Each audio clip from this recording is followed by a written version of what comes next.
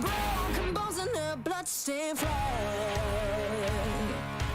Open road and nomadic plans.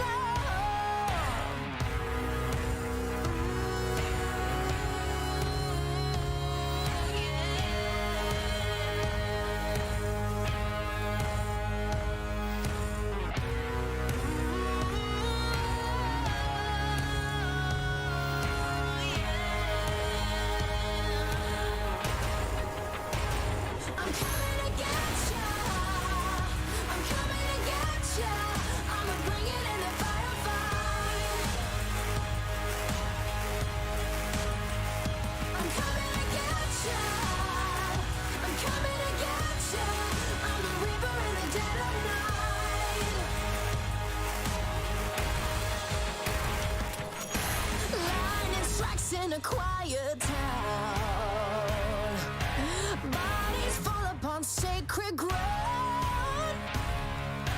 Burn that flag and a king is crowned.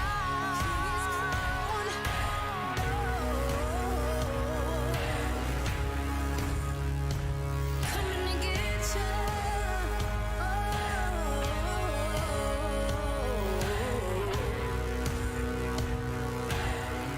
I'm coming.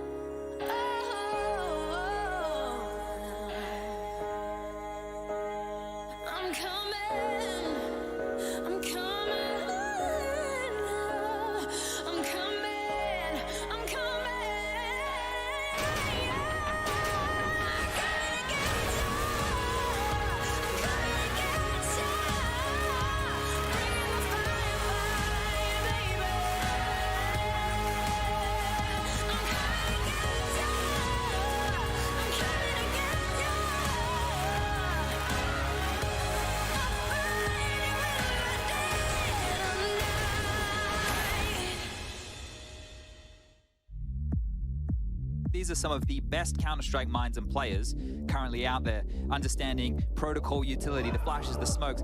Now they're doing it in a freer environment, right?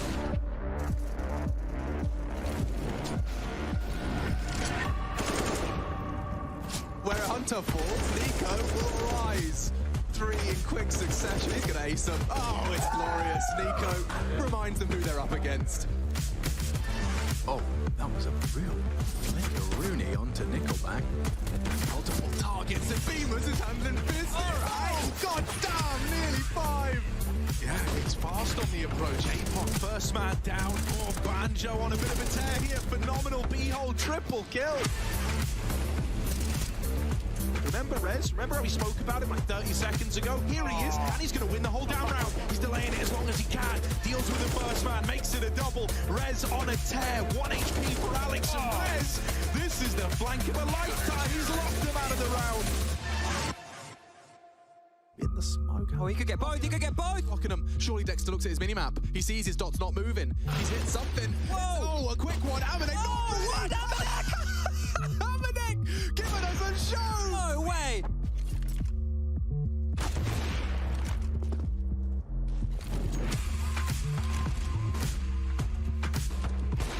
Nice shot for Tag. 2 already, and he's looking to shut down the day, to go to bed with a smile on his face, and just 3 kills away from that fact. S-Tag's got another. There's a knife kill. Where? How? S-Tag's killing everyone.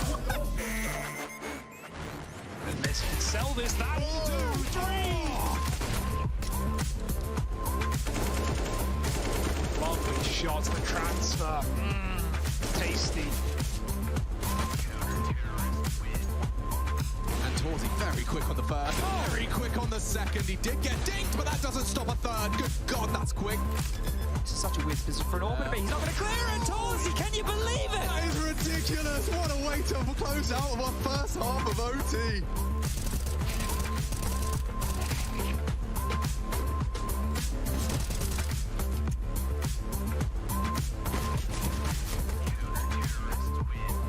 Here comes contact, Rez opts for a fantastic line.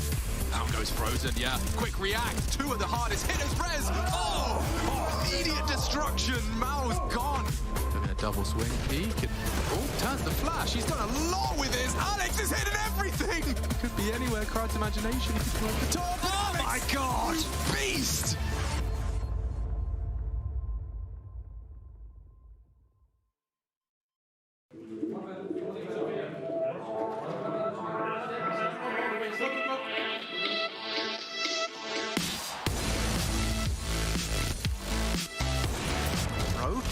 Trying to be the difference maker. Oh, 3 in the round. Carrigan carrying again. 3 kills, and there's no one to stop this.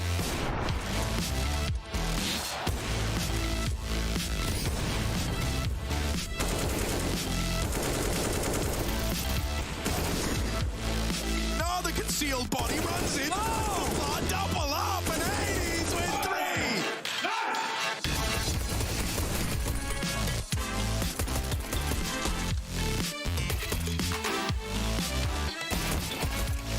Has been quiet all map long. 1v3. There ever was a time. Kindar's gonna do it to them. 1,500 injected into Art's bank account. He'll be spending that wisely, I'm sure. Plus 600. Oh my God, he's actually denied it. Can he get away? Yes, he can. And Sphinx is there and dead too. Bomb down. Trying to fall across there, and he will finish it. An ace clutch. Twists. That's a double on his plate. Ready to shut this map out. There might be one man to do it. Twist.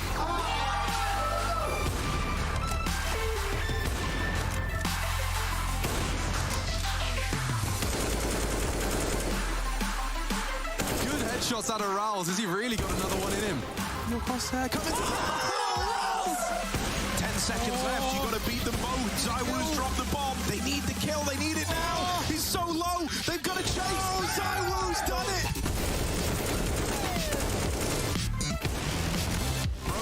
Orb trying to deliver, and it's a third. A wolf in sheep's clothing, Serato. Oh my God! He has killed a rotate through the door, doubles, and somehow won the round.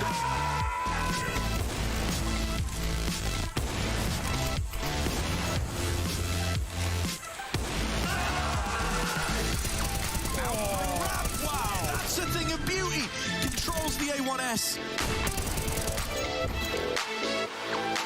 What could go wrong? There's not a flash. Oh, wait, there's a flash. Oh, there's a Molotov. Oh, there's 2 people here. Oh, one man left up. Rouse, they're coming for you, buddy. Oh, they're coming for you. Oh, no!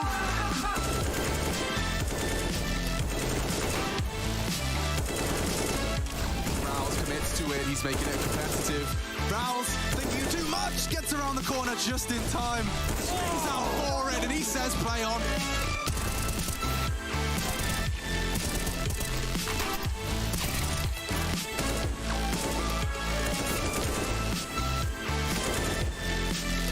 They're going to try and get in. They're going to try and get past Serato's AWP. Back to the site.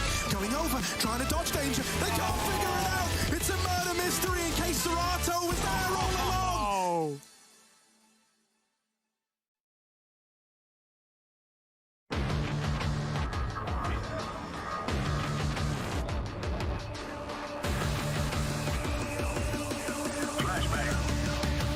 So there's the flash, there's the push. That's 1, that's 2. Oh my God!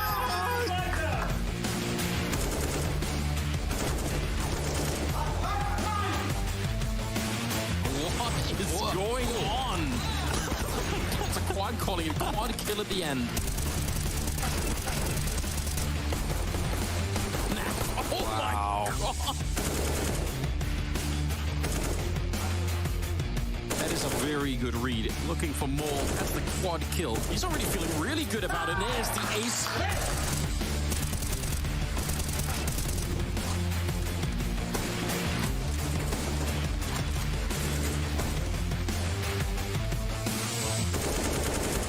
was up against 3. Good first frag contributes. Gets away and bangs another head.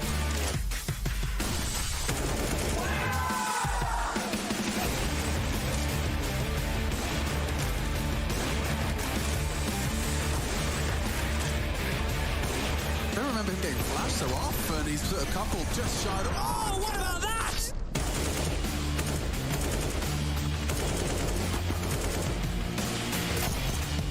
Sunpayas opening up, and what a follow-up headshot. Oh!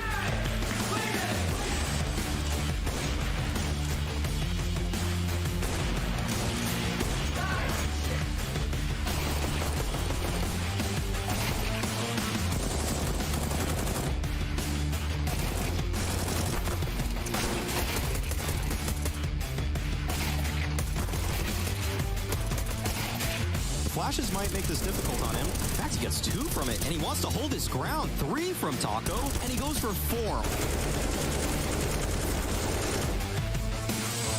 Shiro's fragging too. 2 on the side. Tough to head opponent alone. Now DJ, a lot on his plate, and he continues to deliver. He started this round. He might finish it as well. Shiro! Oh, dear!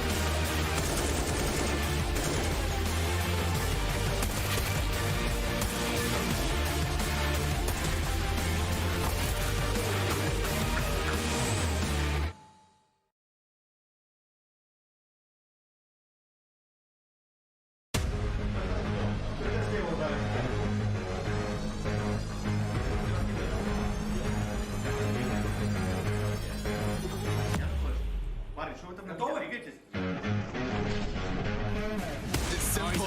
He has to look to finish it right there and then, but it's simple. Too good. He is going to get another shot for, and looking for the 5th, a simple ace.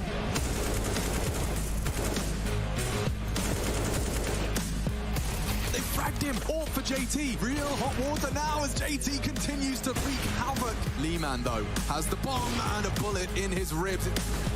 He does connect. Oh, and it's a disaster for EG.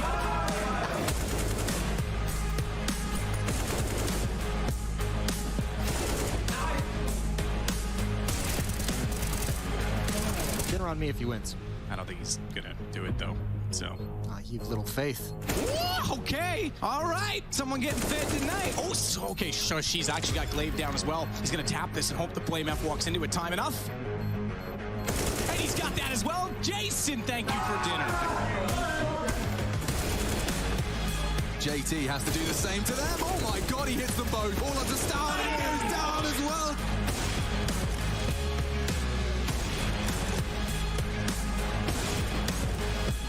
Glaive could have a bit of a shooting gallery. Oh. There you go. Mission accomplished. Glaive with 4.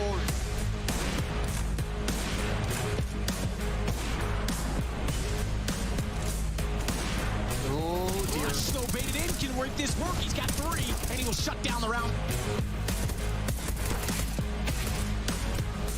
Simple. So good, so fast. Up close. Doesn't even need to flick. Hang on, that's 3 already.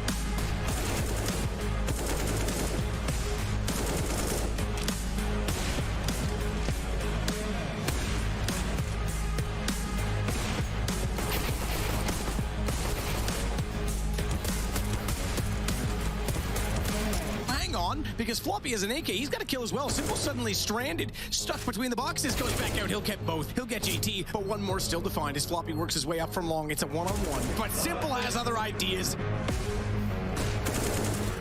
Refresh and Tesses are into the bomb site again. So low on the time, they need the kills. Turns. Oh, Tesses, one more. That's a quad kill. Nice for Milky. Has to be worried about Electronic. Milky's hitting every shot he takes. Fang has to respect it, but flanked as well. Adjusts into Grim. Volley spreads, and that's the end of that.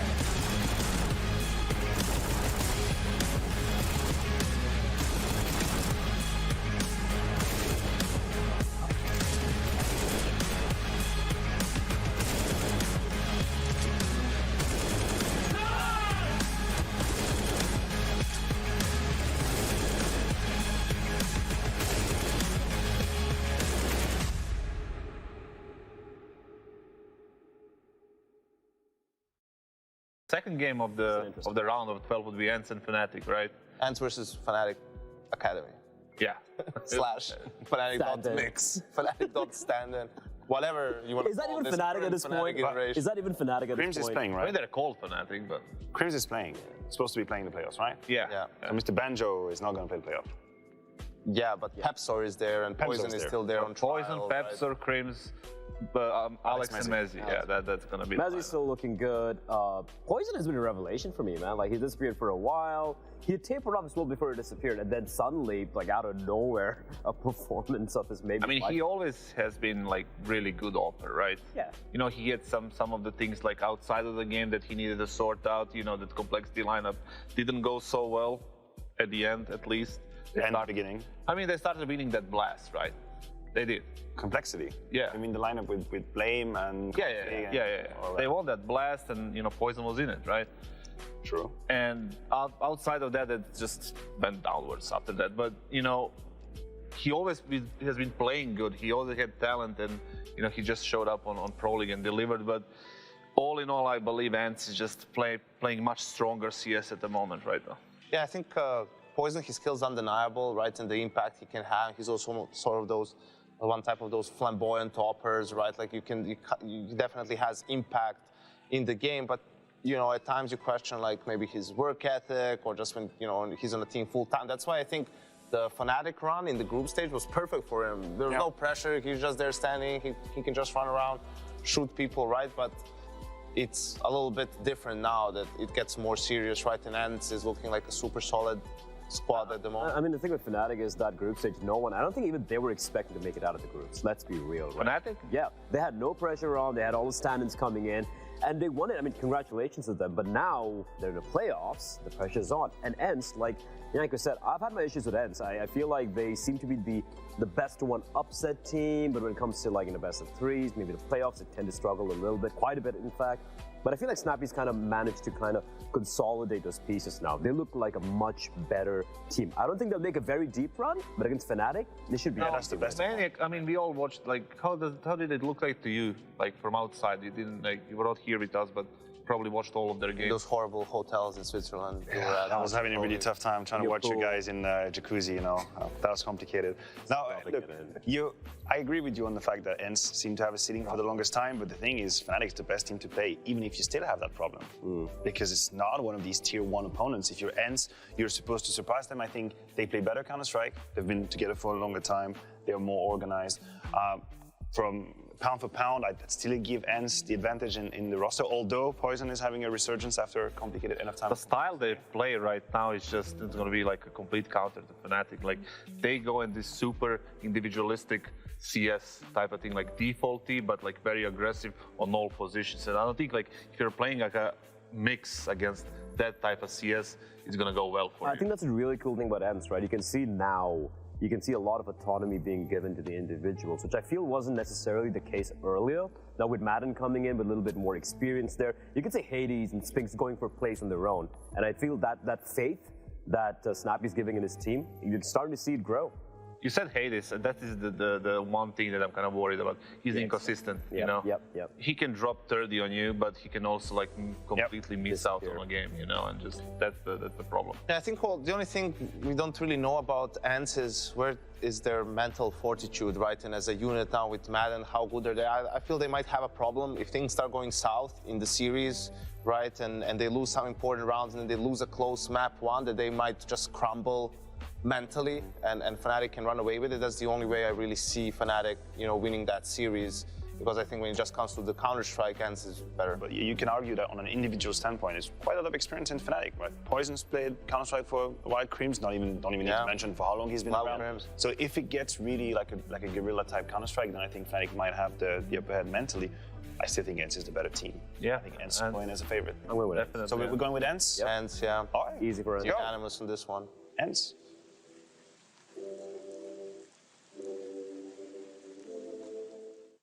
So when it comes to players versus FaZe, I feel like the fact that we are playing in studio and we're not on the main stage, that gives players, it gives them a way better fighting chance, because we've assessed that when it comes to stage and with Kerrigan and the crew from FaZe Clan, they can't just take the advantage, they can just steamroll them. That has happened.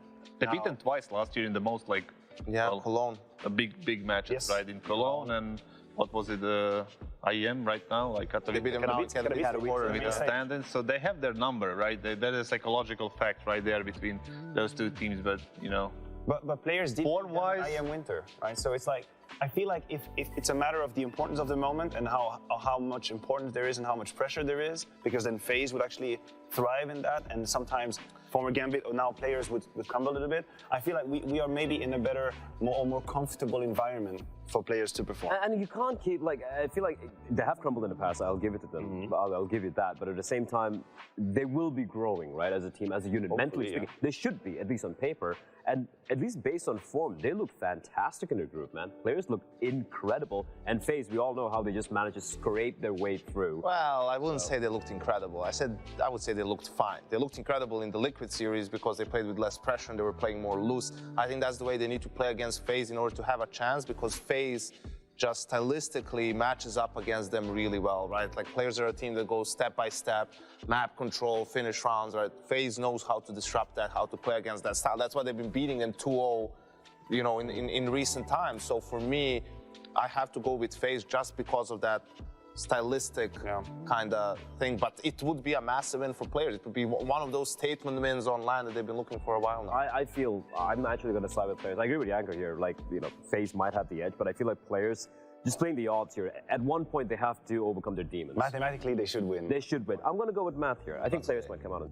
Players, I would say players just because of the individual and team form in the past month. 3-1 players then? Is that where we stand? You're going players? I'm going to go players because you guys of context. Are insane. You guys are... No, you're actually insane. I'm out.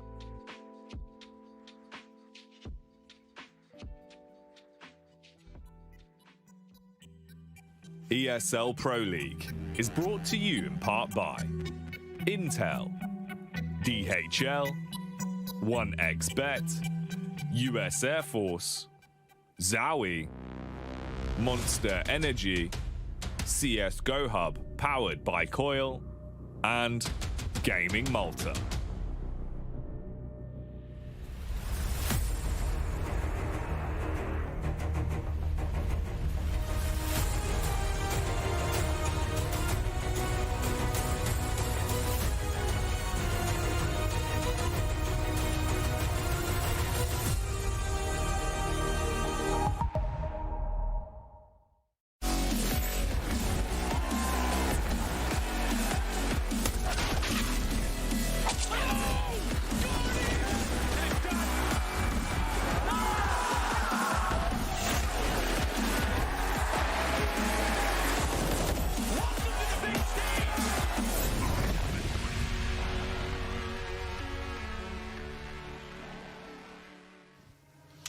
Well, would you believe it? We've gotten there. We've arrived at the International Trace Station. Once again, we've docked and we are ready. We have liftoff. We have liftoff, ladies and gentlemen. Playoffs also. Playoffs? What's up, Kassad? What do you think? The games are today. The shirts are out. Well, for most of us. I put half a turtleneck on, okay? Please didn't get the memo. All right, all right. It's like half a turtleneck, okay? So anyway, guys, playoffs. Holy cannoli. We got here. We have arrived at the final week of ESL Pro League Season 15. And honestly, it's been an interesting journey. Twists and turns all over the place. Some of these teams we haven't seen for what feels like eons, Kassad. Well, it was, you know, definitely not eons. So just a couple weeks. Go on, then. Just a few weeks. But it kind of, for me, I was kind of looking forward to these elimination games right now. For me, it kind of became a little bit like too stale. Personally, and now coming into this, like I said, elimination games, you know, one defeat and you're out. It's gonna give an extra excitement to the. Yeah, Kassad will know all about stale. He's been stale for years now, but eons one, I would say. It can go both ways, right? Like when you play one of the first groups, on one hand, if you qualify, you have multiple weeks to add new things, right? Just scout your opponent, see what's up. If the meta has changed, then on the other side, let's say if you're Group D, well, you just played 2 days ago, so you're warmed up, you're feeling it, you've been in that competitive environment for a while now. You stayed at the actual location as well in Düsseldorf at the hotel and everything. So, you know, there's pros and cons to both of those. And in case you don't know about my esteemed colleagues here, we do have Yanko, who is ahead of the meta, and then we have Kassad, who's just the beta. Now, speaking of which, tell me a little bit about what does it say on this one? I don't know. You can read, can't you? A. Or alpha. Spell it out for me. I think Apple, A. I think you're missing a couple of S's in there. Nonetheless, spell Kassad without roll that tournament overview. Let's take a look at it. That's right. You can't spell Kassad without ass. Or sad. And sad. And both of those honestly run hand in hand when it comes to Kassad. Now, looking at the Pro League groups, obviously 6 teams per group, 4 groups, and then we find ourselves in the playoffs. For some of these teams, like the Movistar Riders, definitely some surprises. But we'll start with Group A, and we'll start with you, Yanko. This was one where we had some of the biggest upsets, really. You know, G2 Esports, who've been in the grand final of IEM just a week before Group A started, not being able to make playoffs. Trace, yes, they didn't have Alexi B for a couple of those games, but still I feel they had to find a way to make it out of the groups. And Fnatic, with like 7 stand-ins, they've made it into the playoffs, and they'll be playing today. Basically, if Fnatic can do it, then anyone can do it, right, Kassad? Yeah, breath of fresh air in the Group B. Furia topping the group, somebody that nobody gonna expect. We know that Furia is a good team, but you know, in such a strong group like this with outsiders, Vitality and FaZe as well, you know, nobody expected them to be on top. They delivered on the 4th day, you know, and then they beat ENCE in the very last one, right? And it was like, that was it. They cemented the first place. But outsiders are out. Vitality with the new lineup is not in the playoffs. FaZe just made it through. So it was a very tough group. Yanko, tell me how juicy it is that Vitality didn't make it through. I mean, it is. It had 3 out of the top 6 teams at IEM were in this group, and 2 of them didn't make it. Actually, Vitality wasn't in the top 6, scratch that. But, you know, I told you, Tay, I predicted at the start of the year they're going to have some problems at the beginning. But Group C was another one of those upset groups, really. Movistar Riders, 5-0, not losing a single game, beating players, beating Team Liquid. Along the way, they were just probably the most impressive team when you look at where we thought they would be. Some individuals showed up there that we didn't expect, like Ales in the decider maps. We keep talking about it, and he was always there as an IGL, as a fragger as well, and obviously San Pias, who is, you know, who had this op, you know, against all of these good oppers from the other teams like Shiro and OC and Fearson for that matter, right? Your favorite player, Yanko, and he delivered against all of them, and they're 5-0 quarterfinals, so it's a great accomplishment by them. Watch out for the 5-0. You got to watch out for the 5-0. It does sneak up on you. You do find it. Now, Group D does house Complexity and Evil Geniuses, who, well, for Complexity... Yeah, I mean, first of all, let's say Navi with a stand-in the first couple of days. You know, they delivered 5-0. They delivered 5-0. Listen, they were a team without their in-game leader, which was the same for G2, and look at the difference in results. Yeah, but, you know... And G2 had the super sub. Yeah, and obviously... Super sub. Who is that? I don't know. Take your pick. Amanek. There is only one super sub in the world. That's Amanek. Anyway, Navi with a superstar performance from Simple 5-0. You know, and on the other hand, the sad story again for EG. There's 0-5 Complexity. That's not sad. That's not sad. I mean, it is for them, right? That's just embarrassing at this point, right? And like, Complexity had a chance against Astralis to qualify for the playoffs in the very last game. They managed to take that first map of Dust 2 and they lost, but, you know, overall not satisfying for what we saw from them as well. They lost to AGO. Yeah, that's exactly my point. So you're far away from Liquid. To be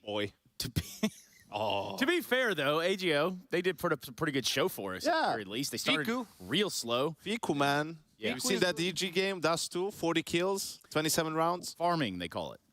Fiku was one of the best individuals in that team, and obviously a Polish talent for the future. Yeah, and speaking of talent, why don't you use yours and tell us about this playoff bracket, Kassad? Well, first game of the day is obviously Fnatic against ENCE, and then we have FaZe against players. That's today's schedule, but definitely the first one that we're going to watch is the Fnatic against ENCE. So, Yanko, I'm looking at this bracket, and it's just really unfortunate for at least the top side's very cutthroat. Is that fair to say? Yeah, absolutely. You know, I mean, the Navi, FaZe Clan players, that side of the bracket is obviously, you know, fairly difficult. Well, it seems like Heroic has, after the Team Liquid game, probably, you know, an easier way to get all the way to the grand finals, potentially. But, you know, things never play out as you intend them to, in theory, like we can tell from my colleagues all picking players to beat FaZe Clan. I don't know based off of what.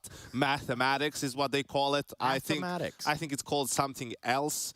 But yeah, for me, I'm not on I said it before, it's just a current form of both teams. It's just in favor of players. And, you know, they beat them, FaZe beat them like a couple of times, and players won on IEM. Stomped them a couple of times. Stomped them. All right, whatever. It wasn't like beautiful or anything. But the other side of the bracket, the upper side of the bracket is definitely Heroic has the best chance to go through the finals and meet possibly Navi right there. But, you know, it's a little bit of a weird, the structure of the bracket is just looks a little bit uneven. Yeah, shout out to all the good teams that are not in the playoffs. Yeah, Vitalities and G2s and yeah. G2, though, consistent in their last form from Pro League. As you can see, it's all right there ahead of you. Sorry, I do have that something in my eye.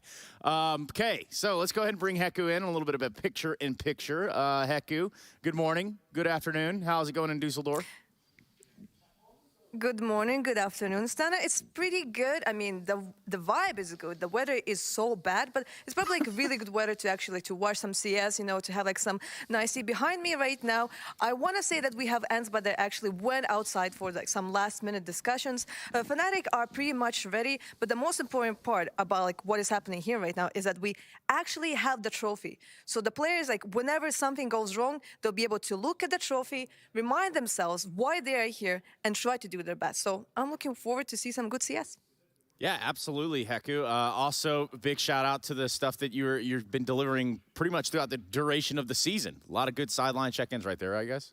Yeah, absolutely. 100%. 100%. Well, thank you very much, Heku. We'll let you go. And also, in the meantime, not to be confused with the meantime, we're going to talk about our 1xBet predictions. That's what we have in front of us. Yes, that box right there. The famous box that's always there with us. Yes, that box. A lot of things can be found in that box if you look hard enough. Maybe even somebody's AirPods, who knows, or their cell phone. Anyway, this right here, this is the golden ticket. This is the prediction of who wins the entirety of the tournament. Do you want to know who it is? Doesn't matter. You'll find out on Sunday. Yeah, will you do it? Okay. Boom. Who do you guys have? Any takers? I'm not going to tell you. Obviously not going to tell you. I would tell the other people, but not you. I mean, it's all filled in on a spreadsheet, to be honest, so we could just, like, pull that up. And I probably will now that these guys have He doesn't even have this. access to it, so just whatever. Yeah. Speaking of access, we're going to go ahead and tap right into our commentators. I'm talking, like, mainline right into these guys. A little bit of Chad and Alex in the afternoon. What's up, fellas? Hey, baby. Yo, it's good. What's good with you, Trace? You feeling good today? You're looking good. I mean, we'll talk to him in a little bit. Yeah, I like the color. Yeah, I really like the whole fit. I'm liking the vibe over on the desk, and I'm trying to find the vibe for this one. Like Fnatic, ENCE, both obviously here by virtue of their own success in the group stage, but neither of them were necessarily lock-ins. None of them were the tip of the tongue team for top of the group, but both find themselves here in the round of 12. I think everyone knows Fnatic was a bit of a shock for me. But if we look at some positives, right? Poison was great on the AWP. Mezzy was a fantastic individual throughout the group stage for them. And I think Crim's now being added back to the roster should be here playing.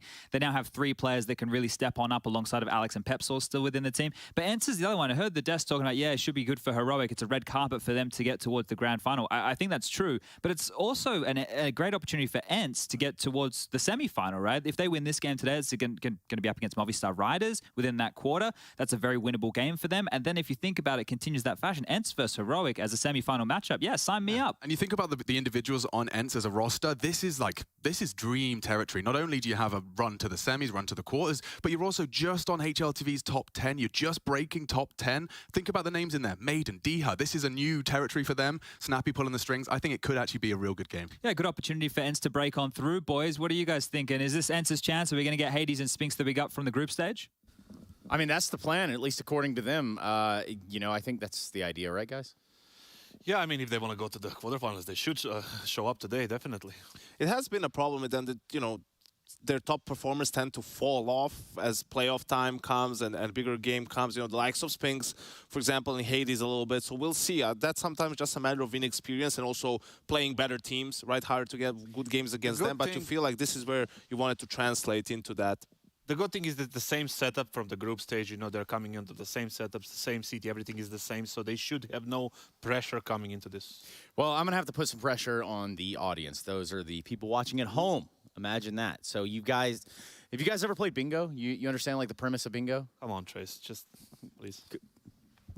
Yes. We're talking about CSGO Hub, bingo cards. It's the way that you can get yourself a pretty sweet factory new knife. So go ahead and get over there. Make sure that you get that going. If you're a CSGO Hub premium member, you get 3 bingo cards for free.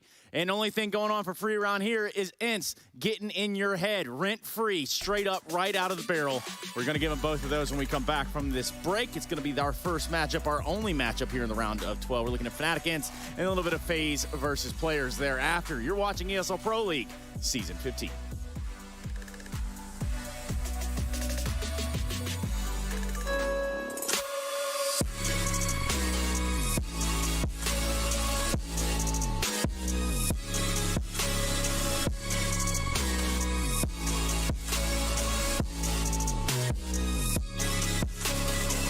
love it, you wear it.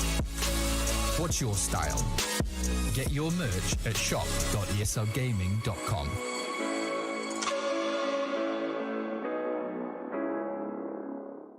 Choose nades, choose a smoke, choose a flashbang. Choose team badges to support your favourite CSGO team. Choose an ESEA Premium membership. Choose routes you know bring in wins. Choose pro video tips. Choose the fan club wars. Choose behind the scenes content. Choose good grades. Choose guns you know you can shoot right. Choose bingo. Choose the equipment you know is going to get your team the win thanks to heat maps. Choose the CSGO Hub Premium. The complete package to help you and your squad achieve all your CSGO goals.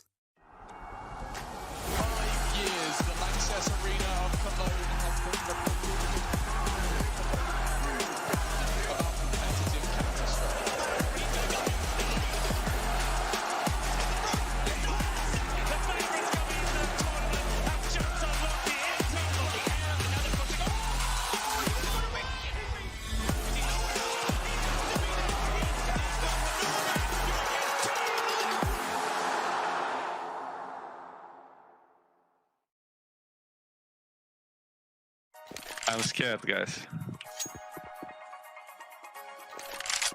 Where are you? Where are you? Get down, please.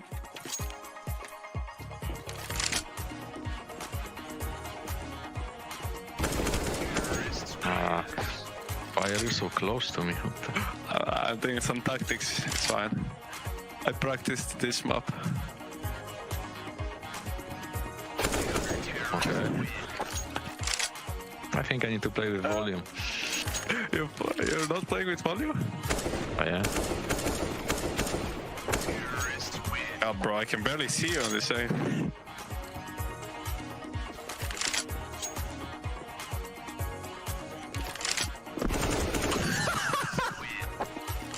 Okay, play like this, let's go.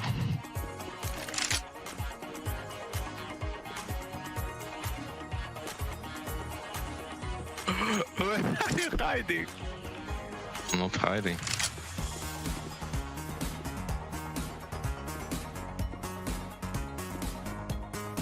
You are hiding, but I saw you, bro.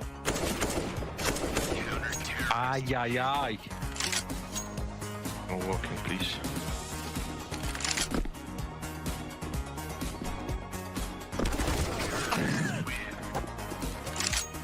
You play full volume. Oh, no. Okay. No. You're talking, but I think you're scared from me. I hear from different places than you are.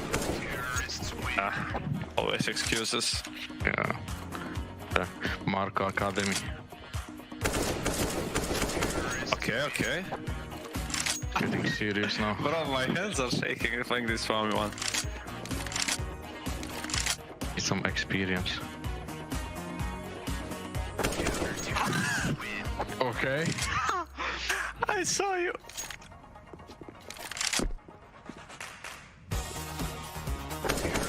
Okay. You wrote some settings or?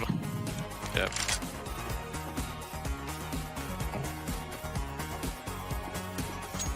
Where are you?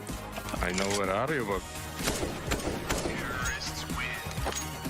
Oh, you are then.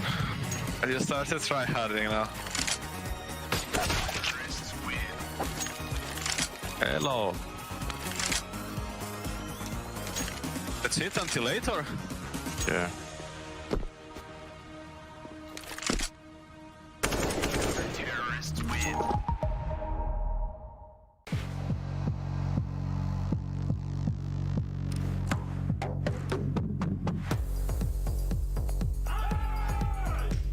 We had 3 stand-ins. Now we've got our full 5, and I think we've got a lot of firepower, and we've had some time to play with each other a bit more and build up a playbook. So I think that plays in our favour, and just the overall team chemistry is just getting a lot stronger.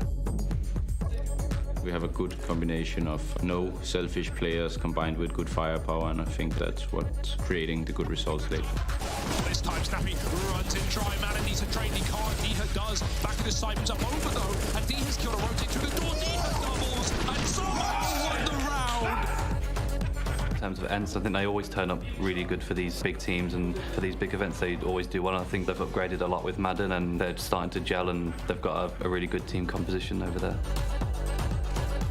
Fnatic is hard to actually go into a match against because we don't really know much about them. I guess you get an element of, well, unpredictability.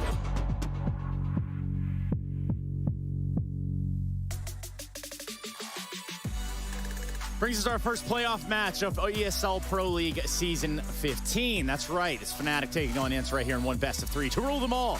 There's no lower bracket, there's no second chances, and in fact, it's do or die time. And speaking of do or die, it's going to be Kassad here with a little bit of a monologue before we get started. Monologue before I started, definitely not a David against Goliath matchup here. More of a 50-50 kind of game, or right? a coin flip. Oh yeah, let's so let's grab onto something right there. We're going to talk about ENCE in just a second. I know it's low-hanging fruits for this guy. Everything's a low-hanging fruit for this guy. Moving swiftly on. Moving swiftly on to talk about this Fnatic lineup. Now, Crims is back. Yeah, definitely one of the best pieces that their team has, right? Having him back is like additional firepower to the team that they missed in the previous months, and even in the group stage, even though they qualified. He is that just his presence and the clutch reliability from that guy. For me, he was one of the most underrated superstars. Yes. In the CS, everybody was talking about your Cold Zeras and Fallens and all of Meisters, right? But nobody was like paying enough attention about Crims. He was respected, and he still is, but definitely one of the most underrated players there is. And he's such a good player. When you watch their games, I had the misfortune to, and obviously a fortune to play against them multiple times, and then preparing for these guys so hard. Yeah, I love Crims. It feels like one of those guys who's just unfazed by what's going on around them. Like in a game, you know, if they lose a terrible round or if win a massive round, he's going to play his own game, play the same, like really good, solid player, rarely makes, you know, big mistakes, right? So difficult to play against for sure. And can be that exact game changer, that momentum changer that Fnatic need, if they should need it anytime in the near future, which who knows what they need against ENCE. We're going to find out what Crims thinks right now. Hey everybody, he is back, Crims. I'm really happy to see you back here with us for EPL Season 15. How are you doing? How are you feeling right now? I'm feeling good. Pumped to play the game. Okay, I'm really looking forward to see you on the server because like we were not here in the beginning of the season. Instead of you, we had Banjo. The guys did a pretty good job. They got to the playoffs, but like now you had like 3 weeks to prepare. What did you focus on, considering that you have a kind of like a pretty new team?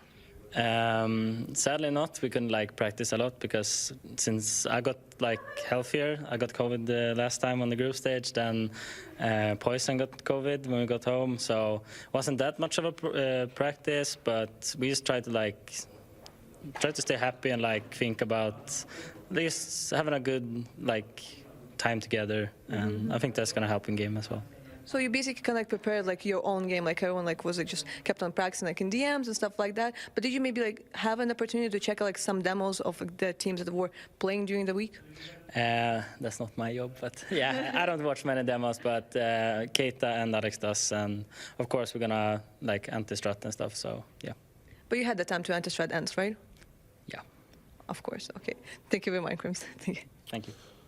The one thing you do wonder about Crims, though, is like he is a veteran of this team, and his longest-standing teammate has been on the team with him for like 4 or 5 months, right? Just think about that. Like he was on the initial Fnatic team, they were winning majors, they were together for years, then there were, you know, changes coming in and out. And now that Brolin is gone as well, you know, Crims might feel a little bit lonely for the first time, right, in his career. So wondering like if that's going to affect his motivation, all these new faces around him, or is it still the same old Crims? Yeah, there's some truth to that. There's a lot of truth to it. Crims has been in the server a lot longer than some of you have even been in a Twitch chat, and that's a crazy concept. Now, ENCE, on the other hand, their path to the playoffs has been an interesting one. They represent Group B, and some of the matches that they had coming into this one, we're looking at the likes of FaZe, Vitality, Outsiders, Fury, and Sprout. They had first really 3 tough games of the group. They started off with FaZe, 2-1 victory, and then they switched to Vitality. Nobody expected to win that at just 2-0, quite convincingly. ENCE as well. Outsiders as well. They lost to Fury in that like first place decider, and they beat Sprout, but overall really, really good performance. I'm wondering if that photo of Madden was just for Kassad, right? Because how tight these two are. Just best buds, best pals. But yeah, I think also what's impressive is that the games against Vitality and Outsiders were 2-0 wins. So it wasn't even really that close of a series, and also showed us that they're capable of playing multiple maps. They had different players stepping up in different series as well, right? So it's been just really a lot of good signs coming in from them. We're going to go to... Hold on now. Hold on. Okay. Don't get ahead of yourself. We're going to go to our Colex players to watch. It's time to dissect and actually look in between the lines here, between our two players, chosen ones. Chosen players, yeah.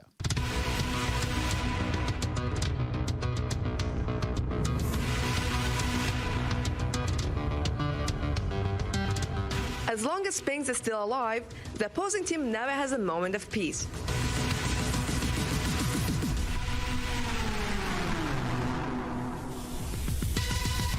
With his extraordinary clutch strength, he often defends the side alone and keeps his team's morale high with his remarkable attitude.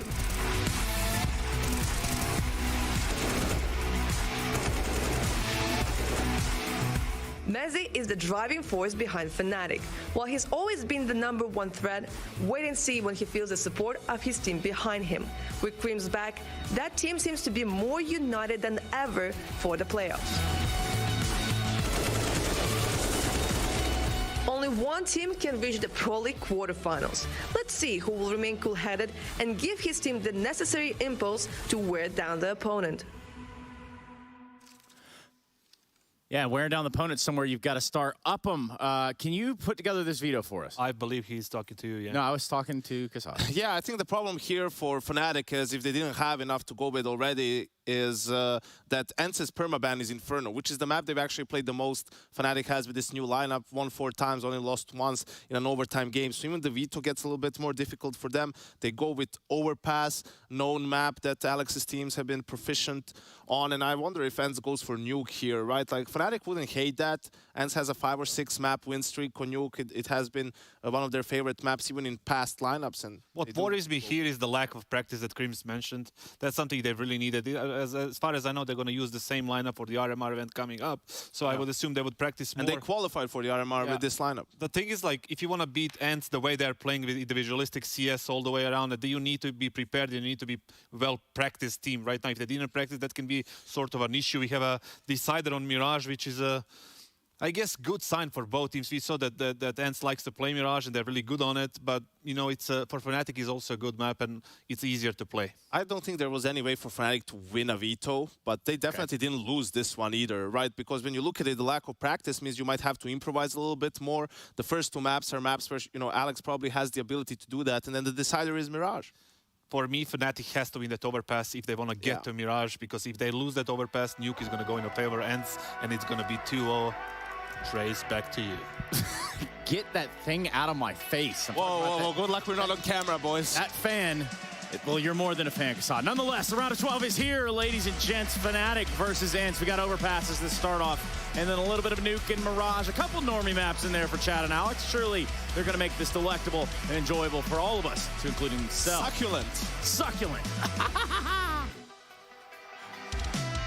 Succulent, decadent, delicious Counter-Strike. It's playoffs, Chad. I'm hyped to be getting this one started. Yeah, I want to sink our teeth into this with Fnatic on the attack here on their map choice. And well, we're going to get things underway. Just a smoke and a flash in the hands of Pepsor. I think he's going to ride and die by that supportive element. Poison into the P250. Let's see if those openings from the group stage can ring on out here in the playoffs. 1xBet odds are favoring ENCE. And some aggression from Poison early as he's going to try and track on down anybody aggressive towards these bathrooms. Make sure that there's no early CT information available. So far, so good. Spinks went out early with a scouting party. Now he's going to drop on back the jiggles of Diha there, as he might be the first to take contact over towards Monster. Yeah, I mean, you can see the game plan. They're trying to sell and take away this control of toilets. Another exchange as Spinks and Hades have been dispatched now to that Dicebox info jump, and there's more info. Poison still there. A commitment of the util would definitely force a bit of a rotate, perhaps out of Snappy, especially should the frag come through. It's a hard clear. Poison distracted, spotted, util, Spinks could engage, and look at this. This is forcing a rotate, but still Spinks the one to draw blood. Pepsor needs to live. They are committing into an open B-bomb site, Chad. Oh, a bit of a boo-boo here, but they're rotating back, and Diha's taking down Cream, stopping them at the door. Yeah, and with the bomb now down, it is going to get even worse. A small site, nice fight. Alex gets away. Heaven shut down. Glocks are finding connections. Another indeed, and already Hades has managed to voice concerns. Time is on their side, and great shot from Mezzi finishes what his teammates have started. These clocks at range are working, and look at that. It comes through for Fnatic. Miraculous recovery, 3v5 at one point, I think. But regardless, turning it around, and Alex, I believe, starting it with a great shot onto Heaven. Yeah, that was beautiful stuff right there. And if you're ENCE, you're thinking, oh, we may have over-rotated right there. We got caught out of position. Just as they start to pedal back over towards CT spawn, they're entering into the side. They get a kill. That second one is beautiful stuff because the rest of the players are over towards A, still dealing with the fake that Pepsor was a part of selling. He closes this one down. We just have a quick technical issue called here. It was too good of a round. I guess Pepsor must have ripped down his keyboard or something. There's the early stages, guys. You want to make sure we can get everything sorted. And we got Poison, the man on your screen right here. Now, he's been picked on up by Fnatic. He has been added to the ranks. And look, we knew that Smooya was there. That didn't work out so well. That's not the marriage made in heaven. But Poison's there now. And he's had a great group stage for the team.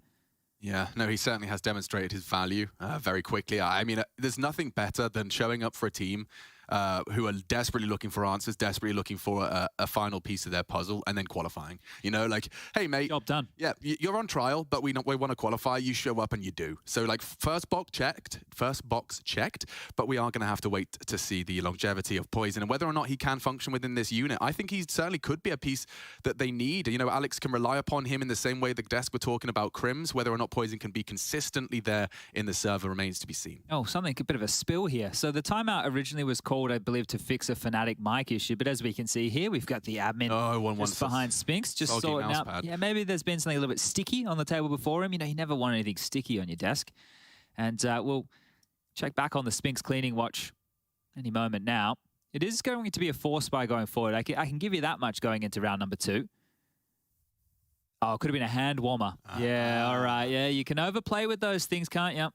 Yeah, it's like a fidget spinner, but with a real punishment if you fiddle too much. Look at his keyboard here, Alex. That's a 90-degree turn, Chad. Yeah, and I did one of those little pieces with him as well, taking a look at how he sets up and plays. I believe he's one of these guys that sits on his leg. When he's taking things seriously, he sits on his leg. When rounds are a bit more chill like the ecos, he'll just sit normally. Okay. But so there's a couple of them out there. Yukinda does the same. It's different variations. You've got Simple that does the same as well. Simple sits on his leg? Yeah, yeah. You know, I thought it was all about 2 feet planted to the ground. That's what Elijah's been selling us for years, hasn't he? Yeah. The good posture, the monitor far away, mouse pad perfect. Armrest under the desk, belly to the table. There's a lot of that as well when they get pressed in. I asked the question, like, why do you guys we feel more locked in? It makes sense, right? You're not just like leaning all over the place. You're not doing the JDM. You're in the zone, but here we go. Let's get back in the zone. Thank you for bearing with us. Technical timeout has now come to a close, and away we go. Spinks over towards A on the solo, and it's a 4-man B stack. But if I'm Fnatic, I'd want to feel this out. I want to see what's on the table. What have they brought on in with? Is it a force? Is it an eco? You want to find that out sooner rather than later. It could be an exchange here. Snappy's going to get information more than anything else. Just looking for silent jumps, is he? Nothing spotted. Crims is even pre-aiming the triple boost, and oh, Maiden can clear him, and there you have it. Crims caught off guard. I don't know if it was just a distraction of the sound or whether... That could have quite truly just been to bait the noise. Yeah, imagine. That would be something wild right there. Chess going on here. Just use the idea of a triple boost to find an opening kill. Well, on their haunches now, Fnatic down a man very early, a minute 10. Oh, but Counter-Strike is getting so advanced. Like, if that's really what happened, we're not attributing too much value to it. It felt like it. Maiden with a nice hard clear of short. So nerdy if that's the case. Exactly. Right, well, this is only the second round, so strap in, folks. A whole lot more to look forward to. Alex with all his friends and the bomb. They can do a B execute here, right? They've got enough smokes, and that's a well-placed nade. Going to soften up. Unconfirmed damage. They are coming. Another smoke to deny. Diha's got that Mac 10 in hand now, and could be perfect for a monster funnel. But the rotation from A, it's going to be a little bit far away. Hades, Snappy, and Spinks can't respond too quickly to this. Yeah, and it looks like Util is being lined up as we speak. Mezzi responsible for the flank as well. They're rotating now. They're ahead of this. Yeah, I think they're starting to suss it out. 29 and counting. Contact is found. They're walking through short, just walking contact in, and it is a disaster for the boys. Look at that. Diha makes it look so damn easy, and 5 hearts beating. They're going to leave with AKs and Galils. Oh, my Lord. Okay, they didn't get all the goodies as part of the rotation there, but 1 AK and a Galil picked on up. That is fantastic work. What a bounce back that is. And all with that little opener manufactured by the jump noise of Snappy. So you can see this. Crims starting to acknowledge it, looking the complete wrong way, and the bullet in the side of the head. Couldn't be better. Crossfire here coming out dry with no heaven smoke into the Scouter Hades, and the bounce back. ENCE, they pick up the force bite. They put Fnatic now in that same fortune. They're going to go with some deagles, some armor, some light util, and Braving the flames, they're able to get around. Oh, that one's going to catch Hades off guard. Could have gone much worse for Hades. He'll be happy to have gotten away with the info presence and Fountain posted up on that scout now.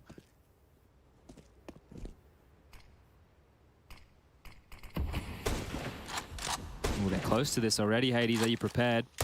Oh, wow. Yeah, he gets an opportunity. One click is all he's given. Felt like he wasn't expecting that, but still able to connect the shot there. So Alex goes down on a pacey one. The next walks in. Poison's going to hit the deck. And the force buy back from Fnatic without the Galils, without anything too juicy. It's just Deagles looking for heads. And right now all they're being greeted with is bullets. Yeah, sometimes Deagle Kev can feel like a real sharp canine tooth, you know, capable of doing damage.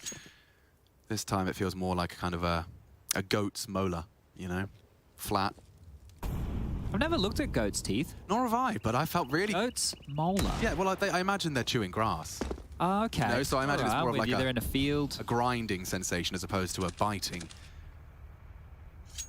It doesn't feel like there's a whole lot of bite right now. They have a smoke and 2 flashes, but some of those zingers would need to be hit. There's one. Plenty more necessary as we're at 35 seconds. Yeah, come on, Crims. You got any more of those? He's got the responsibility of the util. Likely. Oh, Spinks looks for info, catches lead instead, and now into the site. D has Galil. Next on Crims' menu, Pepsor down and out. Mezzy, good damage. Really nice shots out of his Deeg too. They are making them work for this. It's only Crims. He started this. Now he leaves with an M4 and turning the flash. He lives on. 8 seconds. He's not going to be able to get the bomb down. He does isolate the Jewel. And a threatening presence from Crims early. It's good to have him back in the server chat. Yeah, a couple of crackers right there. I think you're seeing what he's capable of, and a bit of a grin on his face, because that was a stinker of a round, starting with 2 early deaths, and then Crims turns it around and actually gives us something to shout and scream about. There's the first, Hades, bang. The second, just as beautiful here. The precision of Crims, and the desk was talking about it, right? He's one of these individuals that's always been fantastic, but maybe hasn't always gotten the praise he should. The King of Kings. Now they're down to the Glocks on Fnatic here, and this, well, will most likely be the ENCE third. No dramas about that. Now, early, we can already start looking at a couple of details from ENCE, right? Making sure they get that stair Molotov in. It gives Fnatic a couple of options when we get towards the gun rounds. They can extinguish, right? They can wait it out. That's going to help ENCE piece this one together, but an eco slaw possible. And it's like coleslaw, but I would say tastier for Counter-Strike players. Yeah, probably. If I had to choose between an eco stomp or some coleslaw. And Spinks has got some lovely free frags. Not so free, actually. He asked for a refund. Pepsor's gone down, and so is the squad. The Glocks do get close to the bomb site in terms of ground covered, but unfortunately the bomb has been denied, and Poison's the last to be added to their naughty list. So, I mean, this is dreamy for ENCE, isn't it? In terms of the first 4 rounds, looking at the amount of rebuys have been forced, we are going to be seeing them accrue quite a nice little bit of backup cash. And it's okay that one player goes down there as well, because they retain that rifle, and it means that Hades can get out the AWP, which is perfect for the first gun round. On the other side of things, Fnatic, however, don't have enough to splash that cash for Poison's AWP. They'll be operating with 5 rifles here. And he was a serious difference maker when he got that Zoom banger in his hands. Opening kills and Poison, that was a key factor to why Fnatic were able to get through that group stage and show us face here within the playoffs. But Hades, aggressive early. Living for the aggression early, and he's been backed up enough to get away safely. Spinks overseeing the cross and confirms 1 through to the playground. That must have been on a jump right there. That must have been on the jump. Crims just lops off another big head, and no man's land. Spinks has got 1. Can he get away? He can't. Pepsor, nice trade. Okay, into the long side. Bombs committing that side, but there is still a very clear divide of ENCE's resources. Will Maiden and Snappy choose to re-aggress short? They know Crims was last seen there. They're holding their nerve for now. It's an awkward position to be retaining. As he spots 1, does he expect the other? That's the question. He looks like he was, yeah. There's loads of time for Fnatic. And this man advantage. They cannot afford to let this slip. But here lies Hades.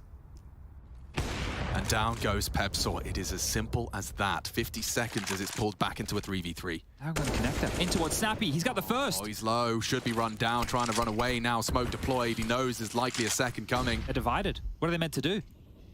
Crims is trying to be a form of assistance, but Snappy's about to completely disappear. They know he'll have gone towards T-spawn. You're going to be left chasing their tail about all this. He can support B eventually. 30 seconds. You are scratching your head now if you're Alex. He has to make a call. Crims is there with him. riding into B. It's the right call to at least get the bomb down. Hades responsible at this point in time, but there's a smoke is deployed. Crim's now responsible for that. Snappy, the flash! It obscured him just a little too much. Couldn't punish the low HP initially. This time, Snappy bests him. A big pick from Snappy. Alex in a very uncomfortable clutch. The smoke may help him. Hades, are you ready? No, he wasn't. And low HP. Alex to come up clutch for Fnatic. He's in the right place, dancing around the pillar and finds the toes. Snappy falls. A big clutch up from Alex. And contributions, they turning it around, but it was dire straits in the mid-round. Yeah, that got really, really rough, especially with the positioning right there of Snappy. And the fact that he gets Crims, that is a huge kill to make. I thought that he'd done more than enough. He gets that kill over towards Connector, and he gets away, adds the question marks into the round, and that Crims kill. It's so difficult to expect that. Now, this is the Crims opener right here. Onto Diha on the jump. Look at that. The shots that Crims has hit so far have all just been absolute blistering hot, and Alex necessary finish. So the rounds that Fnatic have won so far, Alex has had a multi, right? Keep that in mind. Good form from the in-game leader out here early. Scout for Poison, no AWP back for ENCE. They've done it again. Diha is actually getting a real rough go of things, a rough shake of the stick, and Crims, we spoke his name, he is trying his luck with a very hyper-aggressive, isolated push. I mean, he's more just maintaining the control, but he's tucked sandbags, and no one is anywhere close.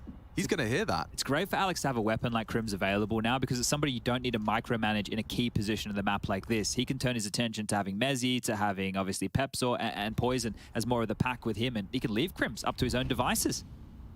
Like, they know it's a possibility. Hades is well drilled. He would punish a jiggle from Crims, but Crims far too experienced.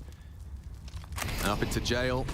Both of them. Oh, actually burning. Nasty good one volley. For Madden. Forces him out of the close corner. He does return fire, and Snappy straight through the smoke. Pepsor down. This is Alex's time to shine. Through the smoke, Mezzi contributes. Only Hades. He needs a multi-kill, and he has caught a little gap on that smoke. A good punish. Crims to activate. It's up to the CTs now. 2v2 as Spinks takes down Crims. Oh, this looks bad for Fnatic all of a sudden. They're not prepared for Hades. The smoke draws their attention and a back spanked. It's just the two of them, Spinks and Hades, 2v4. Just the two of them. A big conversation point for ENCE throughout the group stage was the fact that those two, they lead all groups as far as 1vx situations go, both of which have 9, right? So 18 in total for the two of them in ENCE throughout their group stage, which was a great performance from them. Fantastic from Snappy to find one. The little details here was obviously that Molotov off of the skybox there that lands close monster to clear out that player. So nice little details from Fnatic to isolate some of the tendencies and holds of ENCE, but not enough. And back into the buy as we go. Galil AK surrounded by Deagles, and those flames we spoke about are back up here towards those stairs. Crims with another extinguish. I'm sure they're confident taking this fight. They've been winning it out here, Fnatic. They want to win out that duel. Diho losing his life twice. Back-to-back rounds. And this...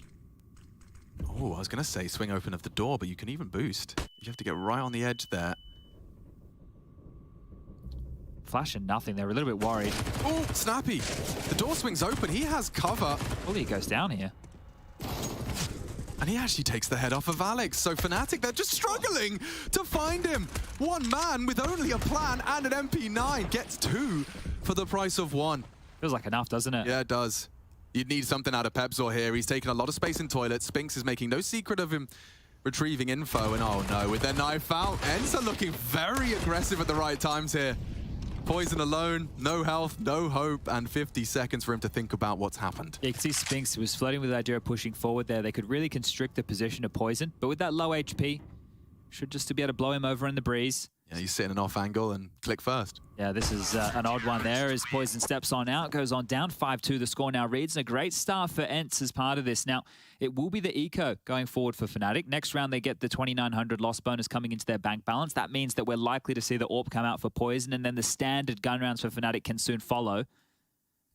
Pretty safe argument when you're looking at a 5-2 scoreline that Poison does need an AWP. You know, he's actually struggled to contribute fragging-wise as well. Get him on his signature weapon and let him work some opening picks. Just the idea of the presence of an AWP on a map like Overpass, once he rings off a shot, he can hold down some territory and allow those rifles to work. It'll dissuade the rifles on the other side to come back in for information without utility at least. Oh, Hades is going to have fun here, isn't he? The thing is, Snappy has the SMG, right? And I'm sure that they might want to send him out first to, first of all, farm the kills. And second of all, if he goes down, then they're still likely to get an AWP out for Hades in the next round. The money's starting to build over there for ENCE. So see what liberty Snappy wants to take once Hades and Spinks identify how many players they're dealing with. But I think what did we call it when we had Glaive with us? Was it a coffee break round? You know, they're just taking a time out here, just kind of chilling, trying to milk through some of this CT utility, make sure it's expended for those reinvests. And yeah, well, you speak his name. Here comes Snappy with some aggression. He does have a deagle, so that gets him nowhere. Just keep looking now, right? If you're Snappy, you got the number advantage. There's a minute on the clock. You know what silly games they're playing, right? You're aware that they're just trying to do this type of gameplay where they make you expend all that utility. Snappy pushed, and now he's actually dropped on back. So 50 seconds remaining, looking like they're going to meet their demise. Fnatic over towards the ace site. Yeah, Hades isn't going to need much more than just the info on the jiggle. Team to swing through. And a well-handled round. Spinks racks up 3 before Crims puts him down. His deagle is still threatening. Crims has made it clear he is present in the server already. Loud. And Snappy gets another. So well-distributed frags, get some extra cash to splash, and as discussed, Poison, we want to see that AWP on him. The great thing there is Snappy got back again. He's done this in 2 rounds now. Got the upgrade back from an SMG into a rifle. So he's doing a great job there, Snappy, but a timeout immediately called here, and this is going to come in from the side of Fnatic. A chance for Kita, the coach of Fnatic, to help confer with Alex, or maybe just discuss the approach, because as we mentioned, they haven't had the full gun round you'd be looking for, right? If you have a Star Orpa or someone capable of that level like Poison, you want to get his primary gun in his hand, unless you have some tendencies you want to exploit. Okay, this is a gap we can find. It's maybe better to target this with rifles. Maybe you want to do more monster explodes or pressure over towards B with executes. In that regard, if you're not just doing standard map control, it might be better to get Poison into an AK, but he hasn't purchased just yet, right? He just got the buy coming on through, does get the big green, Kevlar and a flash, full util and AKs for everybody else. So round number 9, we're about to see everything go into this one. Hades has his out on the other side here as well. And a standard 2-3 split of the defenses for ENCE. Yeah, looking to go into that default spread is Fnatic. You can hear the extinguish, you can see the flash. Spinks is on notice. Balls on Spinks, continues without the smoke to strafe up and get tucked up. No information for Fnatic on that, so this aggression facilitated by Hades in support. You cannot cross like this, Pepzor. There's a line drawn by Hades as it currently stands. Smoke would be required. He is going to be ahead of it. And Pepzor, a sitting duck, only the leg shot, but Spinks can activate. He knows he's got Pepzor tucked low and will finish him off. Another perfectly executed opening CT aggress. Yeah, looked like they wanted to disrupt the default, and that was perfect. That was beautifully done. At most, you have 3 players with 1 connector link, and now they have to go towards B. Snappy's on this great position, tucked up on the drain. They're not even going to flash. They're going on the fade. This is great for Snappy. Yeah, he should be able to get 1 minimum. It's posted up, well sprayed, but it's Madden as well. Throws his name in the feed, only Mezzy. He knows they like to linger on the box. It's a hard clear, though. They can release that crouch key anytime. Every cue you give, Diha patient with it. Heaven posted up as well. Diha can strike, and it's Hades instead. He's up to 10. He's having a good day. And I mean, we talked about Hades and Spinks. Just keep your eyes on them. They're at the top of the tables, both double digits. It's a brilliant day in the office for ENCE fans. It's a great duo to have over towards A as well, especially if they're on, right? I think that this team, we can talk about the firepower, we can say how good they are individually. I don't think we've really seen it come to its full fruition, especially in big matches just yet, but this is a team for the future, and this is a type of matchup. If they can pick this up against Fnatic, it doesn't have to be a blowout, right? It doesn't have to be crazy convincing, but a win here in a round of 12, they move into a quarterfinal where they would be favored. They can pick that up, starting to build on the ENCE project and how threatening, how deep they can truly push a run within to the top 10. But this is looking like it wants to be quite B heavy here. You can see the bomb on Crims, he's in the pipe. There's some utility for a B explode as well. And early it was red. You could see Hades, he was Heaven. I think he still is chilling Heaven right now. So this is a good read quite early from Snappy to shut down any hijinks. So there's that molly again. Maybe something to highlight. So here comes the execute behind it. Yeah, Madden at least flashed off. They get some space, and for a moment, Diha still posted, and the rifles actually just moving around the smoke. 1 by 1, Fnatic emerge out of it. Snappy will find himself another. Lovely find. Pepzor's gone. This half buy has not got anything going. No traction for Fnatic at all. The bomb now lost into the possession of ENCE. And with 5 still alive, make it a perfect round if they can finish this one off. Yeah, Poison might have something to say about that. Would love to get another kill here, but currently just the Glock in hand. Is able to get the Go-Go Gadget arms, but goes on down. Madden with the final kill and all 5 staying alive. Now, at this point, if we can discuss what could be nice for Fnatic to operate with, I would say 4 or 5 rounds, right? It doesn't need to be anything crazy. We don't need an 8-7 half. If they could get themselves 4 or 5, I think that they're still in a shot to make this map competitive, especially once we start seeing some of these rocks, the likes of Mezzi, the likes of Crims, and the orb activated of Poison on the CT side, right? I don't think this one's done and dusted just yet, but this is a great game early from ENCE. Yeah, it can change in a heartbeat, though. We know Counter-Strike is a cruel mistress in that respect. 8-2 sounds great, but how often have we seen those slip away with just a bit of a momentum shift?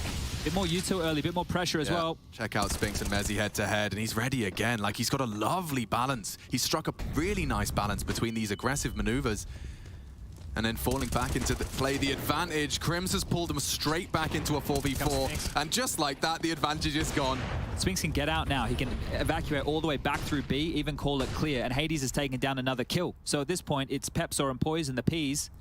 Well, 2 Ps in a pod right now is... I'm sure they would love to get a kill gifted, but look how passive ENCE have tucked up. Hades immediately back towards long after that contact. Spinks has pushed all the way forward in towards T-spawn. The only way to be now is down through Connect. You can see that highlighted here. And that angle from Spinks with the HP he has, it's not going to be an expected position. So even if they do return, they're going to be in a world of strife. And Alex, at this point, if you're Fnatic, are you thinking, well, do we already save? And if you do, where are you going to play to save? Because with Spinks in this position I've highlighted, they might even start to look earlier than you might expect. Yeah, and this, I mean, just as this is perfectly leading into what we were just discussing. Yeah, you are going to be hunted. This is the AWP on Poison that you will not see again. And, well, you certainly won't now, because D has just taken head-to-head duels, and likely a tut of the tongue from coaching staff. Keita's going to be upset to see them sent back to the Stone Age. It's 3.7 on the high end, Mezzi at 4. It's going to be Deagles and a bit of util. Yeah, it's getting problematic now, right? And I will highlight it again. Some of the keys to Fnatic, and the reason they got here, sure, they had Banjo standing in while Crims was out with COVID during the group stage, but Poison's opening kills and then the team converting off the back of that, I think off the top of my head, it was in the 70+ range off of the opening kills that Poison was getting, the team was converting. Right now, the guy has 1 kill. So you can see how well that opening kill department is going. And then Mezzi on the pistol rounds, and in general, he was a huge force to be reckoned with. So right now, they're just being kept at bay, not getting away with what got them to this point. Deagles are noted. The sound cues are given on over, and up through connected, they'll slink. Poison in towards the playground with the bomb. And the first point of contact, well, there it is. Hades takes a shot, dips on back. Well, there's a buck of the trend in the sense that all 5 Fnatic weather the first fight. Spinks could get timing to you. Well, yeah, potentially. He's actually moving towards them. He wants to take some fights, and the smoke implies they're crawling. Poison's got the bomb. It would need backup, but Spinks happy and content with showing presence and anticipated that. Swings, loses his life and his rifle. Well, here's a change. Let's see, can they operate with an opening kill? It's been a while since Crims has got them an opening. Is he with Kevlar? Right, he could even hand that over to Alex, who has head armor if he would really like here. But turning back towards B, and it's a good call. Just snappy here right now.